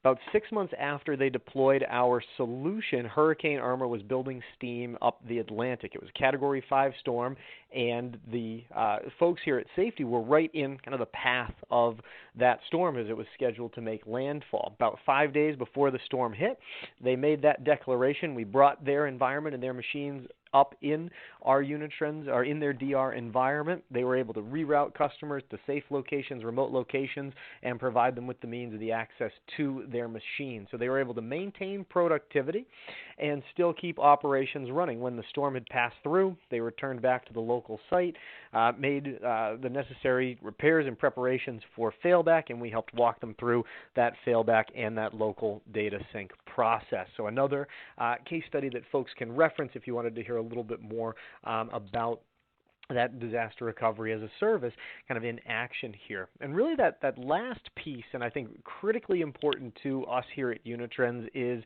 the proof and the confidence that we're able to provide with recovery assurance. And everything that we're doing, both locally and in the cloud, can be backed and certified by recovery assurance. It's going to provide our users with insights into compliance, testing against recovery point and recovery time actuals, as well as running specific application scripts. If you've backed up a database, it turns out a particular instance within that DB is corrupted.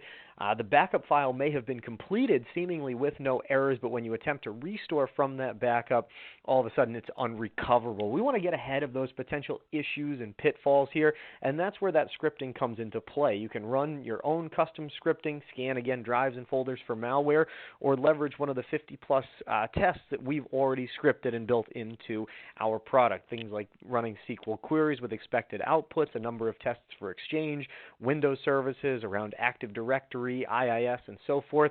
Some really great visibility that we can provide into that recovery process and say, okay, this is what it's going to look like, and we understand that the underlying applications have been backed up correctly and they're going to work upon restore. We're running almost 50,000 of these tests for our customers annually in the Unitrends cloud, but again, it's a feature or a functionality that is available locally for as well. You get these great detailed reports that are easily exportable, both for compliance and the application performance piece, that you could hand to compliance officers, a CEO, a director, an owner, anyone that would benefit from having that information and really understanding where we stand as a part of that DR process. And again, it will highlight any potential failures, notify through error messages, hey, what went wrong? And again, we can take those steps to remediate things in advance or proactively so that should we need to call upon these backups for recovery, we have full confidence that we will be able to do so. So the Unitrends solution here has provided a number of our customers with a single vendor, both for what they can protect locally as well as orchestrating other pieces of their overall business continuity strategy. You can manage the entire environment, physical, virtual applications, and storage through a single operational user interface, and then replicate that data off-site to a secure cloud location that's also being backed by the same vendor, so you don't have that risk of potential vendor interoperability, that finger pointing that can somewhere come along when hardware manufacturers and software vendors aren't necessarily getting along or don't think that their solution or their product is the root of the issue. It's all being supported by Unitrends. There's a great deal of automation built into the product through the creation of SLA policies, that automated recovery testing, and as we had mentioned, everything that we're doing from local backup and restore as well as that no-touch failover and recovery in the cloud is being certified and tested against with that recovery assurance functionality. It is a secure platform. We talked about that hardened Linux kernel, the ability to detect for anomalous threats or anomalous activity, as well as a number of different ways to get a copy of that data air-gapped or off-site should the worst occur. And again, all being backed by a unified customer support organization that's available 24/7 by 365 right here in the U.S.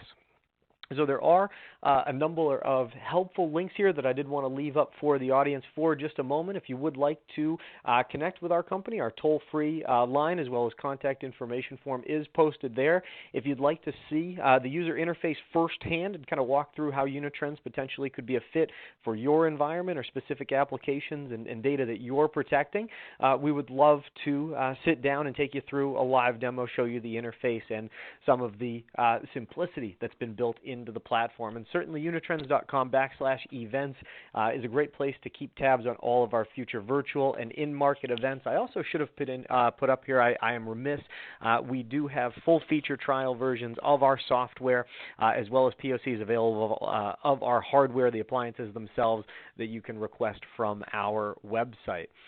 So at this time, David, would like to turn things back over to you. I'll leave these up for just a moment here if folks want to capture any of the links or the phone line here to see if there were any questions out on the line. Absolutely, yes. Adam, always a great presentation. We do have some questions for you. Let's see. One question here is, do you have any recommendations on how to calculate the bandwidth that someone needs to replicate their data? So calculating the bandwidth would be a tough, a little bit of a tough challenge. We would be able to work through with you to understand what's the connection between the two sites, what's the size or the amount of the data that we're looking to replicate. But that would be, we'd want to talk, I think, a little bit more specifically to understand a little bit more about the environment, what it is that we are replicating. And Unitrends does have some built-in WAN acceleration for that replication process, global deduplication, compression, and encryption. But there are certainly going to be certain types of data that won't dedupe or compress as well. So I would say it depends, but certainly something that we could kind of discuss with someone more specific to their environment or their situation. Certainly when we talk about the Unitrends cloud, we do have seeding services available through things like NAS devices so that we're not trying to send large volumes of data over the wire where that could take days, if not weeks in some cases, to complete. Right, got it. Okay. Let's see, another question here. They're asking about, I hear from Stephen. He's asking, so if he has virtual and physical servers that he's protecting and using the Unitrends disaster recovery as a service solution, does that affect the SLA if there are physical servers kind of thrown into that mix? Would have no impact on the SLA, whether they are physical or virtualized. We have measures that we would put in place, in some cases the creation of replicas, leverage our underlying bare metal or Windows instant recovery, a couple of different things, or a number of different things, I should say, that we would do to make sure that we're able to meet that SLA, but I have not come across any issues, whether it be Windows, physical VMware, or something like a Hyper-V even. Okay. Let's see, a lot of comments here. They love your presentation. Ryan says he'd like to get more information on the solution, so some good feedback. Another question here is about cloud data centers. Where are those located at? So we have multiple data centers that are located across the globe. We have 3 here in the U.S. for geo-redundancy, as well as locations in Canada, the U.K., Germany, and Australia. And just a note on those, I think I had mentioned that they are SSAE 18 certified data centers, so meet the requirements for SOC 2 compliance, CGIS, GDPR, as well as through leveraging our encryption, and some of those retention periods can help organizations maintain HIPAA compliance. But we also adhere strictly to data sovereignty laws, so we will not be replicating data outside of the country of origin. All data will be replicated so that if there was an outage or a cloud-level event at a Unitrends data center, all of our eggs and our customers' eggs aren't in one basket as well, so to speak, but you can choose from those 3 locations here in the United States which you would like as that primary data center and where the failover would occur. Okay. Okay, nice. Another question here about the SLA. Do all the servers have to be under the same SLA if they're using DRaaS? You can mix and match. Okay, you can mix nice. and match. Yep, you can mix and match levels of the service. So again, those premium instances are that 1 hour SLA. But with that, there's also a very robust instance on reserve for you, 24 CPU, 128 gigs of RAM. So that premium level of the service could be leveraged for the SLA or where a more resource-intensive machine may be required. But folks can mix and match as best fits the needs for their organization or their specific failover scenario. Okay. And another question about seeding, like for the initial backup. Do you all do where someone ships a hardware appliance on site and then ships it back, or what do you recommend in that case? Yep, David, that's exactly it. We will overnight a NAS device. You'll connect that to the Unitrends appliance or add that as attached storage to the virtual appliance. Seed a full backup of the data onto that appliance, and then we will cover the overnight shipping back to our data center. All right, excellent. Chris just commented that Unitrends tech support is top-notch and very responsive. So I think that's a good place to end. I appreciate that, Chris. We thank you. All right. Well, great presentation, Adam. Thank you so much for being on the event today.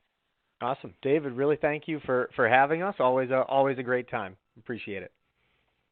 For more information on Unitrends, check out the handout that's available for download there in your audience console.